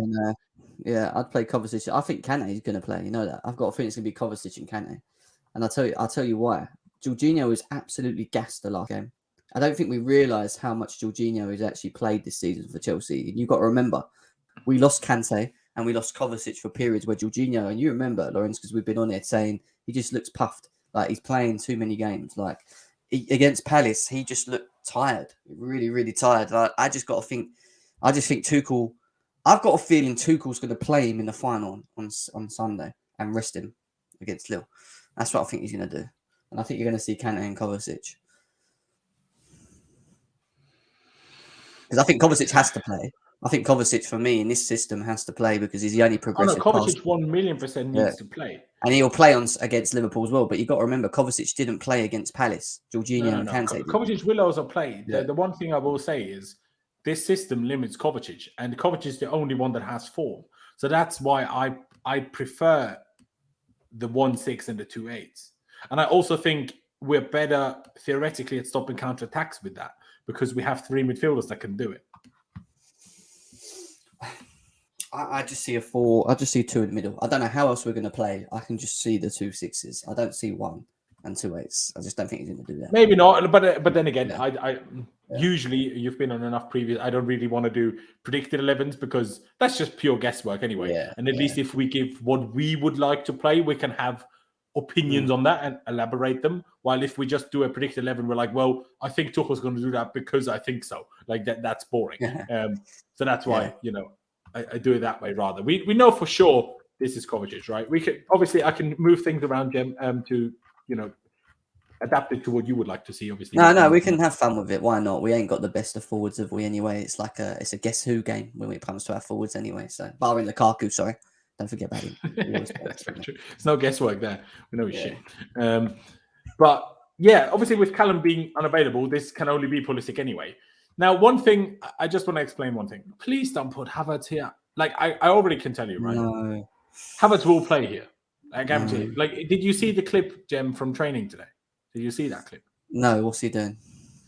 I can't forward it to you because I only have it on WhatsApp. But it's basically a clip where Havertz was again out on the left, was getting the ball. Lukaku was again making the same pointless runs. When Havertz, with his left foot, is never going to play that pass. On his right foot, either can't or doesn't trust himself to play that pass, so it will never come. Then Lukaku had to come round to not be offside. Havertz passed it backwards to him, so nothing happened. So that's why I never want Havertz, especially when we don't have a proper left back, by the way. Like if we had a left back that is actually a left back, you can play someone left wing that's not a left winger because that allows them to come in. But when your left back isn't going to push up the pitch and whoever plays left wing needs to provide the width, don't make it be Havertz, for goodness sake. It don't make no sense. Kai Havertz, and I say this, but when you talk about players that move in our team, in our forward line, he's got to be number 1.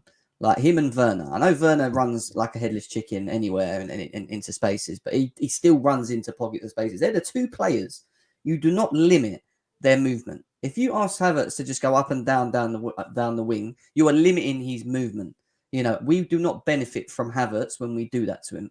Where we benefit from Havertz is when he can sort of have the freedom role to run into pockets of spaces behind the defence or come deep and try and build play. He needs to have a freedom role. And you saw it against Palace. Everyone moaning at Havertz because Lukaku's not having chances created for him. Use your brain. You're asking Havertz to play You're asking Havertz to play not only on the wing, but miles away from Lukaku. Yeah, when that doesn't make sense in itself because to get the best out of maybe Havertz and Lukaku, you need them to be closer to each other, blinking play. Yeah, like I don't get Tuchel why he does that. And I know we don't like questioning Tuchel and what he does and certain things, but the Palace game did confuse me when he did that. And then I thought about it, and people were saying, "Well, the reason Havertz is holding out wide is because we haven't got the right back and the left back that can overlap. So if there was someone that was overlapped, then he'd be able to move more into a central role. But because there isn't that, this is why, like you said, Laurenz, he's being told to hold it out. And I just don't think that's his game. I'd rather have Pulisic there, like you said, and Havertz has the 8 because I still believe Havertz could be a good 8. That was the switch. He should have just switched Pulisic's position at Palace with Havertz, and then it would have. I think we would have seen a better game for us anyway. I 1,000,000% agree. Just quickly, because now 2 things. Ladies and gentlemen, don't talk about Werner starting. Number 1, he's shit. Number 2, he's not fit. He was ill, so he was barely scraped the bench against Palace. Was an unused sub. He's not ready to start a game. He might come on, maybe, but he's definitely not going to start the game. As much as you might say he suits the game, which he doesn't because Lille are going to sit back, so it's pointless. But even if you thought that, he's unavailable. And just to explain for people that might not have heard it or might not have understood what exactly Alex meant when he said this, I'll play Lukaku on the wing, play Ziyech here and play Havertz there. I will move the little dots around to explain what he was trying to achieve with that. So obviously, as you would have seen from when Mason Mount played here and Ziyech played there, the interchange we had is where Mount pushed here automatically and then Ziyech dropped here. But you can just do the opposite now if you play Ziyech there. You allow Lukaku to push up there, you pull Ziyech back here to provide that regardless. And then Havertz makes this run to allow that run for Lukaku and actually create space. And then you basically fill it and you basically have that thing. That's basically what you end up with, even though you start with Lukaku here, but you let him run. Because what we know he's not good at is when he has to be here. Because when he has to be here, all he does is that. He just waits for that. He just tries to make that run over and over and over again. Whether the ball is here, whether the ball is here, whether the ball is here, or whether the ball is there. That's all he does, right? That's all he does. Well, I say that. That's all he did against Palace anyway. And no one can tell me that's wrong because that's fact. You can't tell me I'm stating him. Can't tell me I'm biased because there's literally, let's just watch it back. If you don't believe me, just watch it back. It won't take you long. You It's can only have a 7 go at the touches. players for not passing to him, but that's all the only ball he wanted. Sorry, Alex, what were you going to say? I was just going to say, one, it won't take you long. There's only 7 touches. It'll take you about 30 seconds to watch back on this game. I can back up the Lukaku right wing point, and even if comments disagree, I have got a backup plan. I'll actually quickly share my screen. I just want to show 2 heat maps. Of course, mate. Share Of your course. screen. Right, lovely. So this is Lukaku when he had his amazing season in Serie A. And let me make sure I highlight it. There you go. Yeah, this is Lukaku's amazing season in Serie A. Obviously, different play styles, yada, yada, yada. But this is where the areas he was operating best in, where he got 24 goals. This is him in the Premier League this season. Hang on, 21, 22. Look how different that is. It's like night and day. It's complete opposite areas. Operating straight down the centre. In Italy, it was down the right. So that's why Lukaku, right wing, has some credence. And my backup option is, guys, my other crazy plan, which I think is slightly less crazy, 3-4-3, Lukaku at left wing back. Sorry, what now? You're joking right now. Is this what it's got to with £100 million striker? We're making Is he faster than Alonso? Yes, he is. Is he stronger than Alonso? Yes, he is. Is it an upgrade on Alonso? Ask the Yes, Palace he is. defender And do you know what? Anderson about Lukaku's strength. I'm not sure if he is, but you know.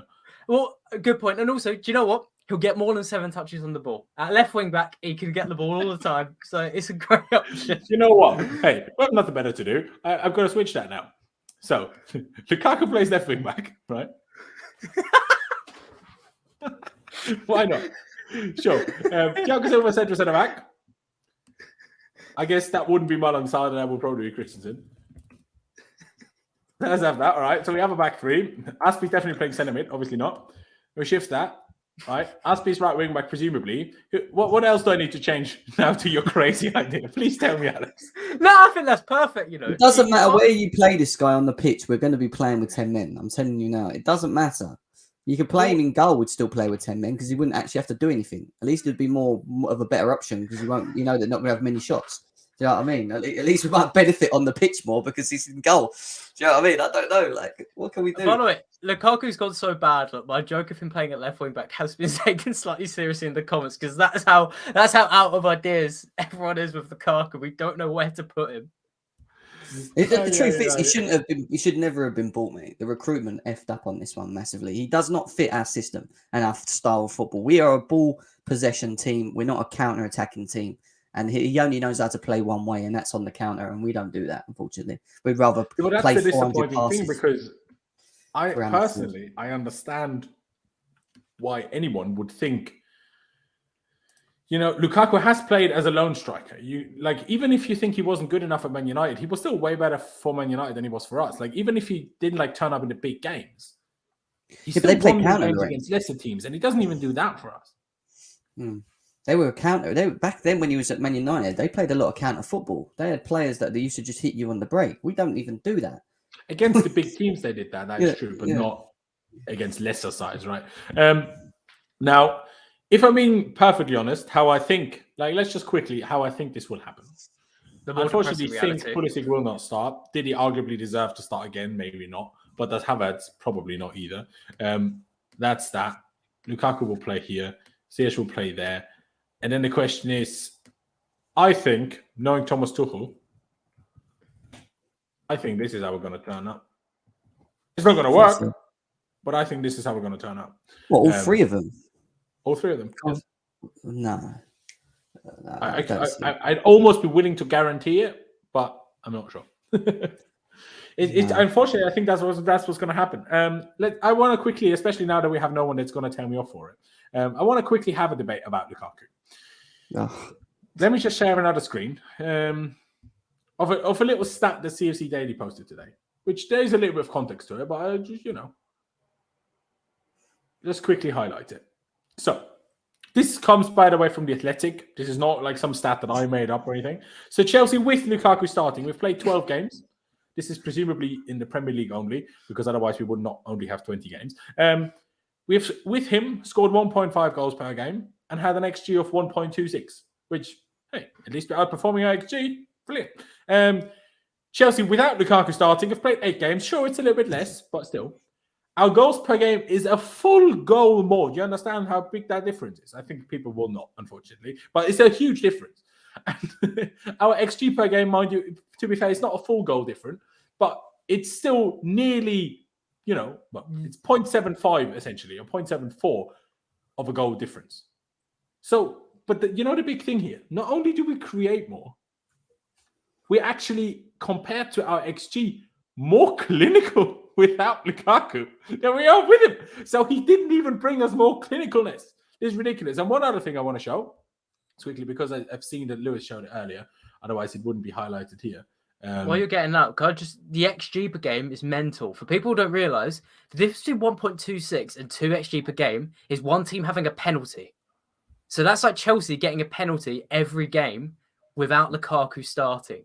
That's how much we'll create. We also get more penalties when Lukaku isn't starting because we get in the box more. Yeah, it's because we've got Timo Werner on the pitch, always gets us a penalty. That's what that is. I'll tell you. That is a ridiculous. It is a smaller sample size. That should be caveated. Like 8 games week 12. But that is crazy. I didn't realise the difference is that. I keep saying it. You can slate Timo Werner as much as you want, and I know Laurenz doesn't like him. He said it many times, but this Timo Werner, mate, he might not score, but I'd rather have a guy that runs and creates spaces and then maybe assists 1 goal and misses 4 shots and to score than have a player that is non-existent and doesn't offer anything in the system. Yeah, to be honest, you're absolutely right. I do not like Timo Werner. No, not as a guy. As a guy, I like him a lot, but as a footballer, Lukaku I don't like as a guy and as a footballer. So it's swinging around about. That was a bit harsh, but I didn't like the interview. There is some nice things about Lukaku too. No, but really? Even I would probably prefer Timo Werner over Romelu Lukaku, if I'm honest. But let me highlight this other picture here. It's from a while ago. But judging by the Crystal Palace game, how much has really changed? I asked Alex if he could potentially find distance covered by Lukaku recently. Unfortunately, he said he couldn't. So here we have the stat from the 18-19 season, when obviously Romelu Lukaku was at Manchester United. And you see the distance covered from forwards at top 6 clubs. You see back then when the good old Alvaro Morata was playing for Chelsea, 9.68k. Bloody Gonzalo Higuain at his fine age of 33, as he was when we signed him. Even he was running nearly a kilometre more than Romelu Lukaku did for Man United. Now, I'm not going to use this for too much. I just wanted to highlight it, that this has not been a problem just for us. But because I don't know how much distance he covers now, I'm not going to use it against him. But just watch the Palace game and he doesn't cover a lot of distance. But there is so many things that I'm just like, I don't understand you. And I'll ask you now, Alex. How do you think this problem is fixable? Again, and don't say drop him, because it's not going to happen. So I need to find a solution that includes him playing. How do we fix this? It's right wing. You've got no other option. If it's not dropping him, you've got to put him just like... Here's the thing. It could break it up very quickly. You can't play him in defence as much as we'd like to, because we don't know if he can defend. You probably can't play him at DM. You probably can't play him in midfield. You said we don't know if he can defend, as if there is a possibility. We don't know at this point, to be fair. He's not good up front at the moment in Chelsea's system. He's probably not going to be good on the left because he wants to cut inside and shoot. So there's literally one spot for him, and it's the right wing. And I'm not saying, for the people in comments who will come in and be like, are you advocating for this? This could get screenshotted and laughed at. I'm not saying Lukaku will be good on the right wing. I'm just saying, what other choices have you realistically got at this moment besides dropping him? Which is what I think we're all advocating for. And not as well, let's be clear. This isn't because I'm a Chelsea fan, but I can understand why you guys are very fuming at Lukaku. But it's just because it's a horrible match for this Chelsea team. I think we'd all say that. If Lukaku's standing in front of us right now, you know, whatever your other person, great. I'm sure you'll be the first person to admit you fitted way better at Inter Milan than Chelsea. And, you know, people say, oh, his Snapchat post was about his ex. Maybe it was. Ever thought about it could be about his ex and Chelsea? Because if you have to force it, maybe it just doesn't fit. It's quite literally the definition of what's happening with Lukaku at the moment. I mean, yeah, maybe one day it will work. Maybe one day we'll come to a situation where he can actually be somewhat reasonable. Sorry, I laugh because Varner just shouted in the comments, he had 7 touches, you're expert. But you're expert. Alex, can I please get you, because people don't believe me. Don't know why, but they don't. At least the people in my chat. Can you please tell people why, for example, like Dane Murphy, just say, pass in the ball. Can you tell them why that doesn't work? Or why that won't fix it? Well, I can speak from memory. I watched your 2-leg against Tottenham and you did pass in the ball. And that was when I came on, right? And found out that he had like 20 touches of the ball. It might be against City, to be fair. And he lost it with like half of his touches. Like at the moment, he hasn't got the confidence to retain possession. In fact, I've got him in front of me right now. If I was to look on his success rate at receiving the ball successfully, he is bottom of Chelsea's squad. Wow. He receives the ball successfully 45% of the time. So, in other words, if you pass to Lukaku, you've got under a 50% chance that he will keep possession. So that's why it's not as simple as passing the ball straight to him, because he's not retaining it that well, and he's also not getting into the right positions for himself. So, yeah, that's a good answer, I think. There you go. Okay. So Dane Murphy, I would obviously, for copyright reasons, I can't show you the match of the day analysis, but I will talk. Alex, did you happen to see the match of the day analysis of the Palace game? I saw Alan Shearer and Ian Wright on it. I'm guessing Murphy was on yesterday, and maybe I didn't. No. Not just the guy in the chat is called Dane Murphy. I'm talking about what Alan Shearer and Ian Wright were talking about with Lukaku. Did you see that by any chance? Yes, I did. Yes. There you go. So let me just quickly explain something about that people clearly didn't pay attention to. Now, please, Dane, don't take that personally, but watch that clip from Match of the Day back and actually listen to what Alan Shearer says. Number one, on the first clip he used, he said, if Lukaku was here, Havertz need to pass. But actually, he dragged Lukaku over there. Lukaku was in a different position. Then in another situation, it was like, Havertz could play that cross first time. Yeah, he could. But what Alan Shearer also said is, if Lukaku makes that run, did he make the run? No, he didn't. And if you also pay attention to Lukaku's movement when the ball is on the side, he always hides behind the second centre-back. Okay, hide is the harsh word. He always positions himself behind the centre-back to try and push ahead forward then. When the cross comes in, he's not once got ahead of the defender. He doesn't get on the end of them. Just look at was it Al Hilal? Or was it Palmeiras? I can't remember. One of the Club World Cup games. He literally got the ball in the 6-yard box and he just missed it. So you're telling me, if Havertz just passed the ball first time, where is your evidence that Lukaku will put it in the back of the net? The evidence that we have in his current form is that he would miss the ball. That's the evidence we have. The evidence we have is that. And no, Dane Murphy, you're right. It wasn't every single clip, but it was every single clip other than one. And that is the one I'm talking about where Havertz could have passed the ball first time. 1,000,000%. Do I think Havertz was good? No. But Lukaku is the guy playing in his actual strongest position, not in strongest system because he's better at counter-attacking. But Havertz is played out of position, which is exaggerated more so out of position because the left back behind him isn't a real left back. So Havertz has to stay wide.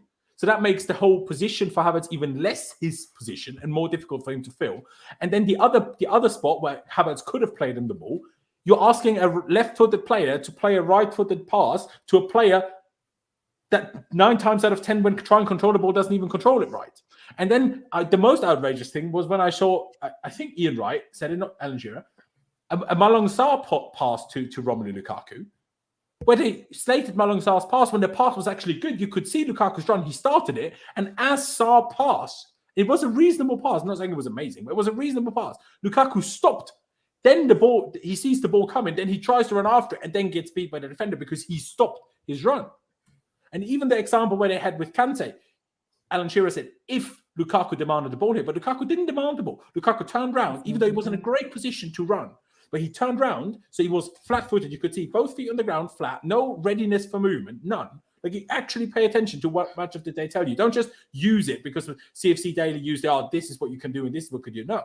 He turned around, even though he was onside for once, because the one chance he had onside, he was offside when Kovacic actually played him a good ball. He didn't even stay onside then. So, and then when he had the moment for Kante, you could say, yeah, Kante should pass on the ball. But is Kante going to pass the ball to a striker that has his back to goal, even though he would be in a great position to go forward? No, because he's going to lay it off to the next guy, hoping that Lukaku turns around, actually faces goal and starts the run, and then you can pass it to him. You can't just say that, oh, no one passes to him. Look at his runs. Yes, he makes runs, but none of them make sense. And he times them wrong every time. Every time. Like, he starts the run as Rudiger receives the ball. Can you actually give Rudiger time to look at it? Could I add something to the stats there as well, which really adds to this? One stat there that people might gloss over. 3 out of 19 ground duels won. Ground duels, 1v1 situations, but they also apply to like loose touches and loose balls. So say there's a loose ball, Lukaku, a player goes in for it, and challenges another player 50-50. That counts as a ground duel. I've worked it out. Lukaku has won 15% of his ground duels this season, which for a striker you might think is okay. In Italy last season, he was winning 48%. So that's a giant decrease, and again shows even the loose balls, if he's going in for them, he's not winning it either. Which that might be down to confidence. But I saw in Match of the Day his battle with Joachim Anderson, and he looked like he'd given up halfway through, kind of nudged him, and Anderson just. And that was another one. So not only did he lose the physical battle after to Anderson. First, it was him mistiming everything again. The ball bounced. Instead of taking one step towards it, chesting it, having Anderson behind him and holding him off because Lukaku is big and strong and that's what he's actually good at. He let it bounce to Anderson, so then the ball was between them, and then Anderson just muscled him off. He got pocketed. Again, look at these stats, and someone was telling me just pass him the ball. All right, if we play with him in the final, he's getting pocketed. He's getting definitely pocketed by Virgil van Dijk. There's not even talks about it. He's already been pocketed by Anderson, who usually gets pocketed by every top 6 team that plays against him most seasons. He's already been pocketed by an average defender, which is just ridiculous. And this thing of we don't feed him enough of the ball is just an absolute load of garbage. Because, like you said, every time we feed him the ball, in, he doesn't hold it up. He can't win any duel. He doesn't know. I've never seen someone jump as bad as him. Like, physically be that tall and not be able to jump. I was going to get to that next. Yes. Like, I do not get how you can be that tall and you literally can't get your feet in the air. Like, you literally can't spring. You've got no spring. Like, what he does is he leans back into people rather than jump and loses anyway. And you know what he does? What Lukaku thinks is jumping is stretching. He just stretches his body up. Like, when I, from my seat, go like this. That's what Lukaku does when he jumps. Look at the stat there. 8 out of 26 aerial duels. And let's not just take those as any aerial duels. For a striker, aerial duel is very different than to a defender. Because, mind you, when the ball comes long from the defenders, and it's not like an over-the-top ball, but it's more like a long ball for the striker to, chest down or control. Or head down and control. Those aerial duels mean that the striker is ahead of the defender, right? Ahead of him. So it's easier for the striker to win that because he's ahead of the defender. And he still has won 8 out of 26 aerial duels. Mind you, let's go back to Pele's Match of the Day analysis. What they didn't show you is the chance early on in the game where Ziyech crossed the ball, Pulisic nearly gets it at the far post. What happened before? People might not have noticed. Lukaku flicks it. Lukaku flicks it with his head, but did he try to flick it? No. He tried to head it. But he mistimed his jump so badly again that he screwed up a chance for Pulisic by giving it a deflection for no reason because the guy jumps. I swear my 94-year-old granddad would jump higher than Lukaku. I'm not joking. It's so bad. It's embarrassing. It's becoming embarrassing. And I saw this. I actually done a little breakdown on this analysis that Alan Shearer and Ian Wright did on my channel. And every little image that was brought up, I think CFC Daily actually clicked like images of it and started like writing comments below it. Like every little comment and the image that they were using to say that, see, we could have passed him the ball. It was nowhere near in a position to even have received it. Like some of them, one of them, he was offside. They said the N'Golo Kante one, he should have passed it into him straight away, but he was in offside position. So I don't know how they used that one. They tried to use one with Havertz, who was playing out on the left, and Lukaku is pretty much near enough near the right side, asking him to play the ball to him rather than Christian Pulisic, who's right next to him, making a direct run behind the defense. Like when are the excuses going to stop? Why have us all of a sudden, as journalists and certain Chelsea Lukaku stands, become like investigators? Like it's like, this is why it's not everyone else other than him. Like I do get that we do move the ball slow. I've been saying this for seasons. This ain't something that's happened now. We move the ball in transition slow, period. We've always done that. Whether it was Timo Werner last season, we never found him when he made runs in behind. Whether it was Kai Havertz, this has always been a Chelsea thing, and we know that. But this thing of, all of a sudden, that's why it's not working, this is the excuse for Lukaku, is nonsense. His attitude to the game and the way that he plays for Chelsea is unacceptable. The movement is non-existent, and he's a limited individual. And that is it. And people need to accept that he isn't this striker that he told us he was when he come in and said, I've improved my game. I'm versatile. It doesn't matter what system I play in. I've got a better touch. I can come deep. I can do this, that, and the other. I haven't seen none of that. He might change, but I'm telling you now, Laurenz, I don't think he's got it. I genuinely do not think he's got it in him. We have to literally change our whole system to literally fit how he needs to play to see the best of him. And we're not going to do that. And what caps it off is he joined Chelsea. This is the thing that always comes back to me. Like I usually try and go 50-50 of each issue, but what really makes me think Lukaku's at fault is everything Gemma said, Lukaku would have known joining Chelsea. This isn't a case of he's joined and we thought they're going to be a counter-attacking team, etc. He knew exactly what Chelsea were. He knew the fit he had to make in. So I don't quite the blame falls on him. He knew what he was getting into. Same thing with Pochettino at PSG. You can't blame him for the bad fit, but you can blame him for taking the job in the first place. Look at these. Look at them. Look at these, Laurenz. Look at the clips that you've just put in there, the images. Yeah, I will get to them in a second. Let me just react to this by global here. There's a reason why it's called football, not headball and airball. That's true. That's true. I'm not saying heading is the biggest thing in the world. Two things. Number one, he's 6'3". Number two, what a lot of Chelsea fans keep saying, we don't crossing the ball enough. We don't cross the ball enough. That's why I can't do anything. Well, then stop talking about it. Do you know what I mean? And like someone in the chat replied to you, so do all the headed goals we've scored all season not count? Because if they didn't, we'd be in the relegation zone. There you go. Yeah, Alex, no worries. Let's just quickly get through this and then we'll be done. Because, again, let's just highlight this. This picture here, when it loads, shouldn't have clicked it, but anyway. Lukaku is actually there. They dragged him here. So don't let this picture fool you in that Lukaku is actually here, because he isn't. He's over there. What pass is he going to play to him? Absolutely none. That pass doesn't exist, right? Next position. That one. He's offside. I don't think he's offside. I think there's one. He's offside. Look at the next picture. I think there's one that plays him on. If it does, though, I do apologize for it. I think that guy plays him on. But regardless, look at his body positioning. If Kante plays that ball, he's already looking that Anderson is already looking back to the goal. So if Kante plays that ball, Anderson, because Lukaku would first have to turn around, Anderson would beat him to the ball because Lukaku is in the wrong direction. Well, Anderson just steps aside, and so does Mark Gay and intercepts. Look at the next picture, though. He's offside. Look at him there. There's offside. There's offside. And then the next one. And on this one is what Alan Shearer said, if he made that run, but he didn't make the run. He's behind the defender as always. By the time Havertz plays that ball, why would Lukaku be there quicker than the defender will be there? That's completely illogical. There's no logic in thinking that Lukaku will be there first. He's not even in the penalty box, Laurenz. Look, he's just reaching the line now where they're asking Havertz to cross the ball. What is he, Superman? This guy can't run as it is. Come on. This is just ridiculous. That one. This is the only one where I'd say maybe. Yes, you can play that pass, but that's not on Havertz. That's on Tuchel for playing a left-footed player on the left wing. He still can play that. Sure he can. But can you expect that pass from a heavily right-footed player? a heavily left-footed player. I don't think you can expect it. It's a ball to play, sure, but that's So one example. Is that Ziyech? Do you think he makes that pass? No. At the same time, I'd say Lukaku, you're in a better place to drop like right there. Let's say he claims to that ball that you can see on the screen, and let's say the ball goes in that action. Look at the goalkeeper's positioning. The goalkeeper's actually in a good position to come off where he is and intercept a ball if it's just slightly off. So what Lukaku really should be doing, in my opinion, is dropping off his marker there, dropping deep, and then racing in behind, because that gives him more space and more momentum to chase the ball. And the pass.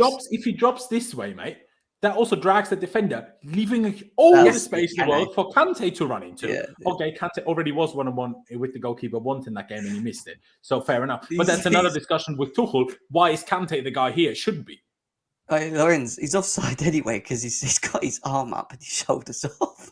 Yeah, he's offside even in this shot. He's offside. He's got his arm up. Oh my god! Like, I'm sorry, but you can't just tell me that this. You could no. Again, the one with Havertz. Yeah, Havertz, a player that's right-footed and a very that's confident in his part. If it's switched and it's Ziyech, I expect that ball to come. Sure, and if I also expect that ball to come if that's Mason Mount. That Mason Mount, by the way, was out injured. But Kai Havertz, who's not in the greatest piece of form anyway, is also played out of position, unlike Lukaku, who's played in his very position. I don't think you can expect that ball from. Again, it would be nice if he would play it, but it's harsh to expect it. Do you know what I mean? There's a difference. Sometimes you're like, oh, what a ball. Rudiger's shot from distance. You can't expect him to hit the target from that distance, but when he does, it's amazing. But you can't expect it. And that's why what I'm saying, I don't think Lukaku also understands his teammates. There wasn't even in this from CFC Daily now. But there was also one example where he was pointing for a cross from Malang Sarr. I've explained it earlier. And I'm like, but you know Malang Sarr, and you know he's not going to be great at crossing because he's actually a centre-back. So why are you pointing for a cross from a player that's not good at crossing? You should know that. You know your teammates. It's like when a defender doesn't... If a defender shows a right-footed play on his right foot, then it's a bad defender because you need to know what is the stronger foot of the attacker and you need to show him on his weak foot to take some of his threat away. And also, that's just as much as it's the job of the striker to know his teammates and know their strengths and not just always point the same run. Even like what I just showed you guys on screen. Other than the Kante one, his movement and his pointing is the same thing every time. It's just on the edge of the offside line, going. And that's the only thing they highlighted. Did he ever drop to create space? Absolutely not. Again, I didn't want to make this... okay, sorry. I personally, I know Jem might be slightly like that, but I'm personally not saying I need to get Lukaku gone tomorrow or today or whatever. That's not the point I'm making. The point I'm making is don't defend him when he's awful. Number two, I don't understand why he's playing. That's my problem. I have no, if he's here and he does things for the Club World Cup, like I tweeted, he did what we signed him to do. He scored goals, won us a trophy. That's what he's good to do. The problem with Global is you're not allowed to criticise anyone, apparently, because every time you talk about someone that ain't playing well, you don't support him, and that's what Global does, unfortunately. I think it only goes for Lukaku. At least I've only seen it from Global for Lukaku. No, it doesn't to everyone. Had it with Cho as well with me. Yeah. Imagine if Lukaku outlasts Tuchel. Will you guys be in a good mood? Who? If Lukaku outlasts Tuchel? No. It wouldn't. He might even get him sacked, mate. If he's still here, I'm not even joking. You know what our fan base is like, and you know what our board's like. Eventually, I was going to say to answer Global CFC. So cut you off, Jefferson. To answer the thing that came at us there. I don't even think anyone's advocating to sell Lukaku tomorrow. I think everyone's advocating to bench Lukaku because right now he's got such a lack of confidence that playing him is harming it. I think, Jem, would you, let's say you're the harshest critic here, would you say that if Lukaku's benched and then he comes back and he's able to play like he did against Arsenal on his debut, you'd be happy with that? Of course you do. I don't think that this is what they done. We just want the best for our football club. That is literally it. And we're not getting that with Lukaku playing. You're right. If we drop him and Havertz comes in and let's say he has a good cut of games and it drops again because we lack, the consistency as we already know with our forwards, and then Lukaku starts coming off the bench and then he gets his start and he starts scoring 1 or 2 goals and his movement's better and he looks more lighter on his feet. Of course, we spent 100 million on him to prove us wrong. Show us that you've got this about you. The problem is, he doesn't want to do that. It's his whole attitude. And I'm going to the Lille game tomorrow. I went to the Plymouth game as well. His whole attitude is, and I've watched him. I'm literally looking at him because I always say when you watch him live and you watch it on TV, when you watch football in general, it's just two different things. They're completely different. Like some people watch it on TV and go, "We're moving the ball so quick," and then when you're at the stadium, it's like you want to fall asleep. It's really weird. I can't really explain it. But when you watch Lukaku and what I've seen of him since I've been going there, he doesn't look bothered. Like his attitude just looks like he. And I've watched a couple of his games. I went back. I don't usually do it. I watched some of his games at Inter Milan. He was moving non-stop, Alex. He wouldn't stop moving. He was on his. It was literally. He looked like two different players. He was lighter on his feet. He was going to the ball. He was running off. He loved it when he had Martinez next to him. He could link up with him, make runs off him. Now all of a sudden it's like, passed it there. That's what he does. Like that's what I see him do. And then when he doesn't get the ball, he sulks. And then when he does get the ball, he doesn't do anything with it. And it's like, I'm lost. Is it a mentality thing now? Is it just this now? Like what is making you so bad right now? I don't know. It's weird. I agree, and I'm just highlighting this again because I saw someone in the chat say there's certainly things wrong, but players also don't pass to him, which partly is, by the way, I agree with that. I do think sometimes they don't pass to him when they should, but there's two things to that. Number one, that's one of the reasons why I want him dropped, because it's not making us as a team better, and you can't drop half the team because we don't have more than half a team. Do you know what I mean? Especially with Mount not fit to start, Timo Werner being ill, Callum Hudson-Odoi being injured. What do you want to do? Reece James out, Ben Chilwell out, again. But these stats, that's why I'm highlighting again by Alex Goldberg. These stats are why players don't pass to him, because they lost confidence in him at the moment. And that will come back at some point when he hits better form and things are better. But right now, when he's playing badly, so when he gets the ball, he doesn't really do much. And when he doesn't, and then all players don't pass to him, because when he does get the ball, he doesn't do anything with them. So that's when they choose to play to somebody different, who they're more confident in not losing the ball once they pass it to him. Do you know what I mean? That only comes naturally. So it's a tough one. Let me get the other one up on screen again, because we will round it out here in just a second. What I put up on screen now is what I think is the most likely lineup we will go with. I don't know if it's true or not. I said Kai or Pulisic because both were poor against Palace. Arguably, neither of them deserve to start. But Werner, in my opinion, I don't think he's fit to start. Maybe I'm proved wrong and he starts tomorrow, then fair enough. But as far as I'm aware, I would doubt that Timo is even fit enough. Even if you think he's good enough to start, I don't think he's fit enough to start in this game. And then, with Callum out, we don't have anyone other than these two to play here.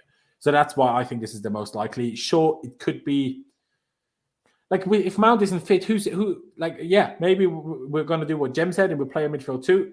It's either this, in my opinion, or a back three. I very much doubt that we're going to play a 4-2-2. I personally doubt it.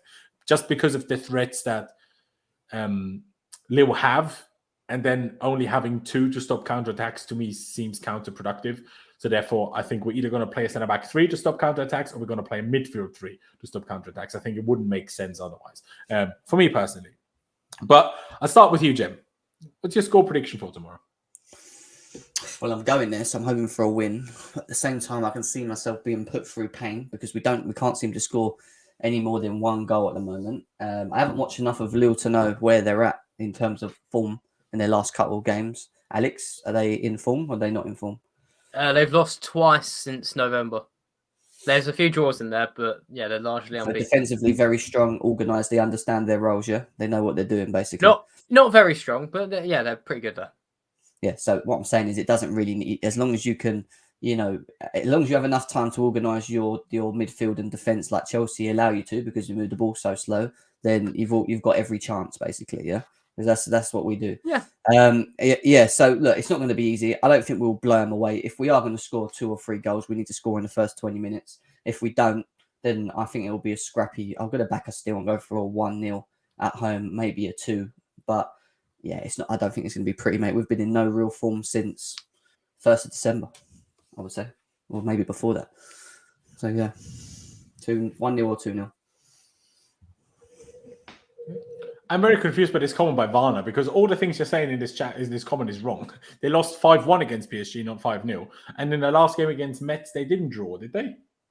They drew 0-0 against Metz. But I thought it the other way around.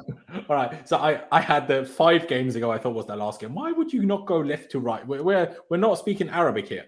We're right that way around. Why is this wrong? Okay, no, it was 0-0. I do apologize, but it was 5-1 against PSG regardless.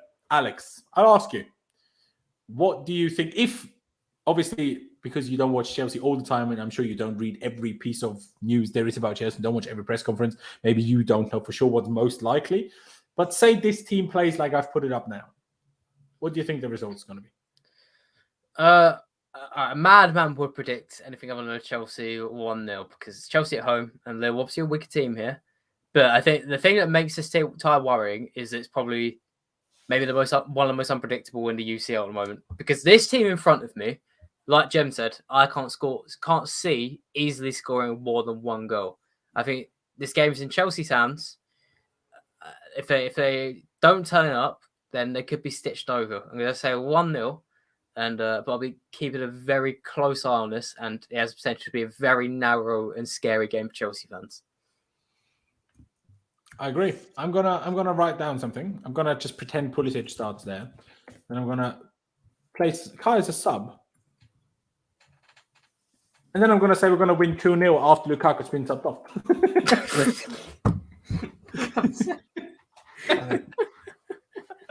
But it's never going to be subbed off is the problem. So yeah, I mean, again, sorry, Tuchel. Again, I love you, but please someone explain to me why in the one game he scored a good goal in against Palmeiras in the Club World Cup final.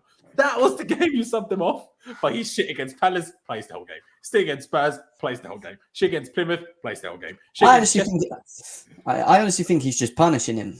That's what I was about to say. Maybe it's the secret punishment. Yeah, I've got to the point now. I think he's actually think he's just living.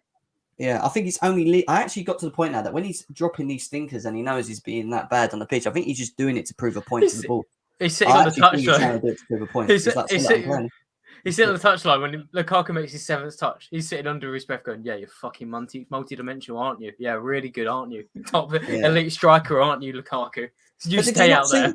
Did you not see Tuchel's interview after? He even said when they started blaming the system to him, he was like, "It's not a system." Like, even when they asked, even when they asked him about these 7, they asked him about 7 touches. He couldn't even answer it. I've never seen Tuchel. Like Tuchel's quite sharp at answering questions. Yeah. No. They asked him about this, but he just decided it was better not to. He just didn't. It's like you had to think about it. It's like, what did you say?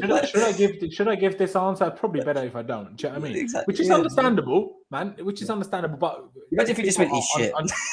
If people are unsure what Jem meant, so he was asked about the system, and he was like, "The system doesn't matter. Would we play a back 3 or not? We attack in a 4-1." So that doesn't change for Lukaku. And then he was asked, "So why does he have 7 touches? What does that say about Chelsea?" And then he said, "Not sure if it says anything generally about us." So like even that as a hint sounds like, well, ask Lukaku why he has 7 touches, don't ask me. But yeah, I see. I'm going to be positive. I'm going to say 2-0 regardless of whether Lukaku comes off or not. I don't know. Maybe Champions League helps him. I don't think so. See, no, to be fair, now that is a good point. Do I expect him to improve with the slander? To be honest, no. But I didn't slander him before Palace because I was like, okay, he scored in the last 2 in the Club World Cup, won us essentially alongside with Havertz's penalty, that trophy. Great. Makes sense he starts the next game. I was like, okay, yeah, no, he has to start. Hopefully it works. What happened? He had 7 touches. The least touches any player has ever had in the Premier League since 2003. Think about that. No player, not a single one, has had less touches than Romelu Lukaku in the last game. Not even the players that we absolutely slated in Morata and Higuain and Falcao. None of these players have broken that record that this guy has. Wait, is that is that for Chelsea players or just in general? No, Premier League. 2003. What? Yeah. Yes. That's what Opta said. Yeah, Opta came out with the stat that that's the least touches for any player since they started recording this data in 2004-05. Yeah, 50% possession though. What? I didn't realize he just didn't touch the ball. The other Chelsea players had loads of it, just Lukaku didn't. He was a ghost, wasn't he? He didn't even want the ball. Oh man, it's funny. I don't think people understand how drastic that stat is. 100, like the most expensive player in Premier League history alongside Jack Grealish. Because Wait, he didn't even I think Jack Grealish cost 2.5 million more. But, second most expensive player in Premier League history. And he has the least touches any player has ever had since 2003. Oh, mate, He didn't Think even about get what subbed that off, though. means. He played 90 minutes as well.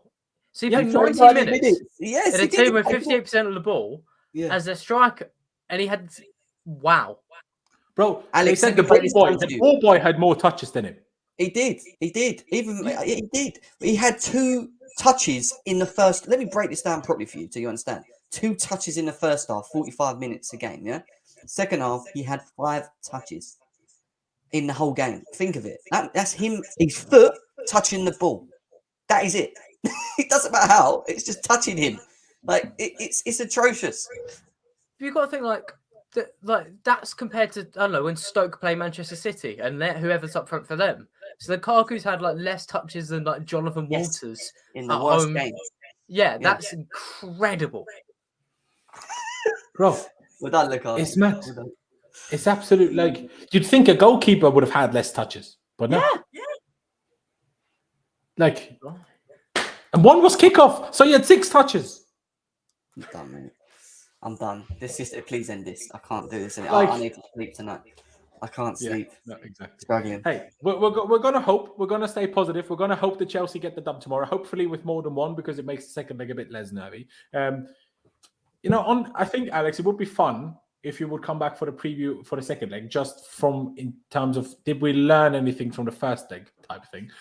Maybe we'll do it as one as where you come on for half an hour and then, you leave again, depending on how many new things there are to talk about. But big shout out to you, Alex, for coming on. Everybody check out his TikTok. It's linked down in the description, as well as his YouTube channel. Because, the guy does good content and comes up with ideas like play Lukaku right wing. So, it's all good. It's all good fun. I see if we do that tomorrow and it works, you're literally, I'm a god. You're going to be the biggest baller. There's no chance we do it. But if we do it, you should play the lottery tonight. You really should. It's mad. Same big shout out, obviously, to Jem as well for coming on, especially on such short notice after Pice had to cancel. So Jem's channel is also linked down in the description, of course, GNA TV. Subscribe to him as well. But yeah, ladies and gentlemen, if you're still here, I appreciate you very, very much. Subscribe if you haven't already. Smash the like button for me if you haven't done that just yet. But yeah, we're going to leave it here. Thank you guys for watching. Up the Chelsea, upwards and onwards. And we'll see you next time. 7 touches, man.